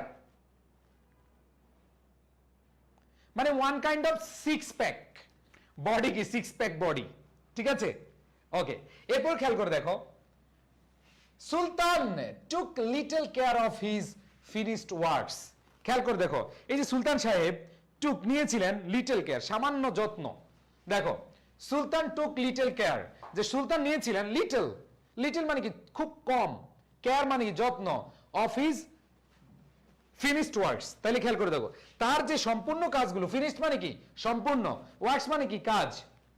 তিনি খুব অল্প যত্ন নিতেন বা সামান্য যত্ন নিয়েছিলেন তার ফিনিশড ওয়ার্কস। তার মানে তার যে সম্পূর্ণ কাজ হয়েছিল সেগুলোর খুব কম যত্ন নিতেন। অ্যান্ড ম্যানি আর লস্ট, মজার ব্যাপার হচ্ছে এই বেটা একটু অগোছালো ছিল, ম্যানি আর লস্ট, এবং অনেকগুলো হারিয়ে গিয়েছে। অনেকগুলো কি? হারিয়ে গেছে। তিনি অনেক লেখা লিখছেন, যেহেতু তিনি এগুলো কি করেন নাই, সংরক্ষণ করে রাখেন নাই, অনেকগুলো কি? হারিয়ে গেছে। তার যেগুলো কাজ সম্পূর্ণ হয়ে গেছে, মানুষ যতটুকু দেখছে পড়ছে এতটুকুই। ঠিক আছে, তারপরে খেয়াল করে দেখো, হি ওয়াজ আনকনসার্নড অ্যাবাউট। মনে রাখবা, কনসার্নড অ্যাবাউট এর মানে হচ্ছে উদ্বিগ্ন থাকা, কোনো কিছু নিয়ে চিন্তা বেশি করা। আর এই বেটা কি ছিল? আনকনসার্নড, উদাসীন ছিল। উদাসীন, আনকনসার্নড, আনকনসার্নড উদাসীন। এই বেটা ছিল কি? উদাসীন ছিল। অ্যাবাউট ইউজিং ম্যাটেরিয়ালস, খেয়াল করে দেখো, অ্যাবাউট ইউজিং ম্যাটেরিয়ালস, ইউজিং মানে কি? ব্যবহার করা, ম্যাটেরিয়ালস মানে কি? উপকরণ, ম্যাটেরিয়ালস মানে কি? উপকরণ। তিনি উদাসীন ছিলেন উপকরণ ব্যবহার করতে, দ্যাট উড প্রিজার্ভ, যেগুলো আসলে সংরক্ষণ করা যাবে। প্রিজার্ভ মানে কি? সংরক্ষণ, সংরক্ষণ করা। তার মানে তিনি সংরক্ষণ করার জন্য, বিশেষ করে ধরো তুমি কম্পিউটারে কাজ করলা, কম্পিউটারে কাজ করে তুমি কি করলা? সেভ, মানে সব কাজ করছো কিন্তু কি করো নাই? সেভ দাও নাই। কি? সেভ দেন, একটু অলস আর কি বলা যায় আর কি। এবারটা কিভাবে সংরক্ষণ করতে হবে এগুলো নিয়ে সে উদাসীন ছিল। এবার দেখো, সুলতান সং, সুলতানের গান, ওয়াজ নেভার, খেয়াল করে দেখো, সুলতানের গান was never about a legacy.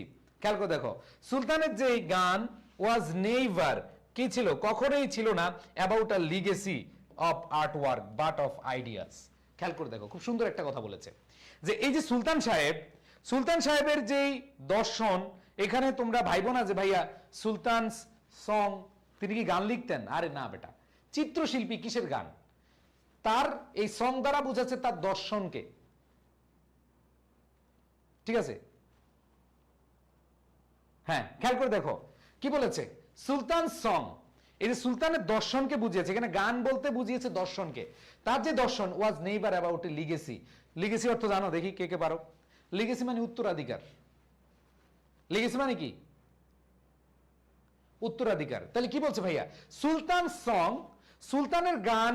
এখানে গান বলতে গান বুঝায় না ওরে মালেকা ওরে সালেকা, এটা না। গান বলতে তার দর্শন ওয়াজ নেভার অ্যাবাউট, এই সম্পর্কে ছিল না, আর লিগেসি অফ আর্ট ওয়ার্ক। তার মানে ব্যাপারটা বুঝিয়েছে যে শিল্পকর্মের যে উত্তরাধিকার, এটা সম্পর্কে কখনো তার দর্শন ছিল না, বাট অফ আইডিয়াস, এবং তার ধারণা ছিল না। তার মানে তার যে উত্তরাধিকার, যে লিগেসি থাকবে, আমি মারা গেলে এগুলো থাকবে, এগুলো সম্পর্কে সে কি ছিল? উদাসীন ছিল। তার এগুলা নিয়ে আইডিয়া, তার ধারণা এবং তার যে উত্তরাধিকার, এগুলো সম্পর্কে তিনি টোটালি কি ওয়াকিবহাল, সে এগুলা নাই। লিগেসি মানে কি? উত্তরাধিকার। এবার আসো কি বলেছে, অ্যাপার্ট ফ্রম, মনে রাখবে অ্যাপার্ট ফ্রম, অ্যাপার্ট ফ্রম হচ্ছে ছাড়াও, ব্যতীত বা ছাড়াও। অ্যাপার্ট ফ্রম, এছাড়াও, অ্যাপার্ট ফ্রম বিং অ্যাওয়ার্ডেড, এছাড়াও বিং অ্যাওয়ার্ডেড, যে পুরস্কৃত হওয়া ছাড়াও, প্রেস্টিজিয়াস, প্রেস্টিজিয়াস মানে সম্মান সূচক, সম্মান সূচক, সম্মান সূচক অ্যাওয়ার্ডস। তার মানে খেয়াল করে দেখো কি বলেছে, apart from being, apart from being মানে কি? সম্মানসূচক, সম্মানজনক বা সম্মানসূচক পুরস্কার সত্ত্বেও। তারপর দেখো এইখানে যে জিনিসটা দেখো, প্রেস্টিজিয়াস অর্থ লিখছ, সম্মান সুলভ বা সম্মান সূচক, অর্থ না পারলে লিখে ফেলো। এবার দেখো অ্যাকোলেটস, অ্যাকোলেটস, অ্যাকোলেটস মানে হচ্ছে স্বীকৃতি। রিকগনিশন অর্থ যেরকম স্বীকৃতি, অ্যাকোলেটস অর্থ কি? স্বীকৃতি। and being featured in top art institution, খেয়াল করে দেখো, and being featured তার মানে হচ্ছে নির্বাচিত, ফিচার্ড মানে নির্বাচিত হওয়া, being featured মানে কি? নির্বাচিত হওয়া বা অন্তর্ভুক্ত হওয়া, in top শীর্ষ, টপ মানে কি? শীর্ষ, আর্ট ইনস্টিটিউশন তার মানে হচ্ছে তিনি যে, খেয়াল করে দেখো, তিনি যে খ্যাতনামা বা শীর্ষ প্রতিষ্ঠান অন্তর্ভুক্ত হয়েছিলেন, সুলতান রিসিভড, সুলতান গ্রহণ করেছিলেন ওয়াইড প্রেস কভারেজ অ্যান্ড লডেটারি। খেয়াল করে দেখো, তিনি গ্রহণ করেছিলেন ওয়াইড, ওয়াইড মানে কি? ব্যাপক, প্রেস, প্রেস বুঝো সংবাদ মাধ্যম। দেখবা যে মাইক আর মাইক, এই যে ডাকসু ইলেকশনে, হাই রে মাইক, এখানে গেল মাইক, ওইখানে গেল mike, hello DUCSU, hello DUCSU নিয়ে আপনার কি ভাবনা, ইশতেহার কি, এটা সেটা, মাইক, প্রেস, বুঝছো? তাহলে খেয়াল করে দেখো, সুলতান রিসিভড ওয়াইড প্রেস, তিনি ব্যাপক সংবাদ মাধ্যম পেয়েছিলেন বা সংবাদ মাধ্যমের কভারেজ, প্রচার, কভারেজ মানে কি? প্রচার। তিনি সংবাদ মাধ্যমের কভারেজ বা প্রচার পেয়েছিলেন, এন্ড লডেটারি, মনে রাখবা লডেটারি মানে কি জানো? প্রশংসনীয়।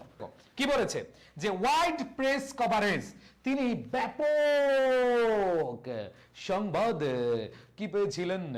সংবাদ প্রচারণা পেয়েছিলেন। ঠিক আছে, এন্ড লাউডেটরি, লাউডেটরি অর্থ হচ্ছে কি? প্রশংসা। লিখে রাখো, প্রশংসা, প্রশংসা, তিনি প্রশংসা পেয়েছিলেন। ক্রিটিক্যাল রিভিউজ, সমালোচনা, শুধু প্রশংসা না পায় নাই, ক্রিটিক্যাল রিভিউজ, সমালোচনামূলক, সমালোচনামূলক, সমালোচনামূলক রিভিউজ। রিভিউজ মানে কি ভাইয়া? পর্যালোচনা। যেমন আমরা বলি এই রিভিউ কি? আমাদের ক্লাস করে, আমাদের দেখো, আমাদের ক্লাস করলে তোমাদের রিভিউ কি? তোমাদের পর্যালোচনা কি? ঠিক আছে, তো খেয়াল করে দেখো এখানে এই ব্যাটা শুধু কি পায় নাই? বাহবা পায় নাই, তিনি সমালোচনা পেয়েছেন। ঠিক আছে, ক্রিটিক্যাল রিভিউজ, সমালোচনামূলক, ক্রিটিক্যাল মানে কি? সমালোচনামূলক, রিভিউজ মানে কি? পর্যালোচনা। লিখতে হবে রিভিউজ অর্থ হচ্ছে পর্যালোচনা, রিভিউজ অর্থ কি? পর্যালোচনা। তাহলে খেয়াল করে দেখো, ইন রিনাউন্ড, পরিচিত, news papers like the new York Times. হ্যাঁ দেখো, তিনি যে প্রচারণা পেয়েছেন, সমালোচনা পেয়েছেন, কি সেটা? নিউ ইয়র্ক টাইমস পত্রিকা, ওয়াশিংটন পোস্ট, আবার ভাইবো না, প্রথম আলু, কাগান্তর,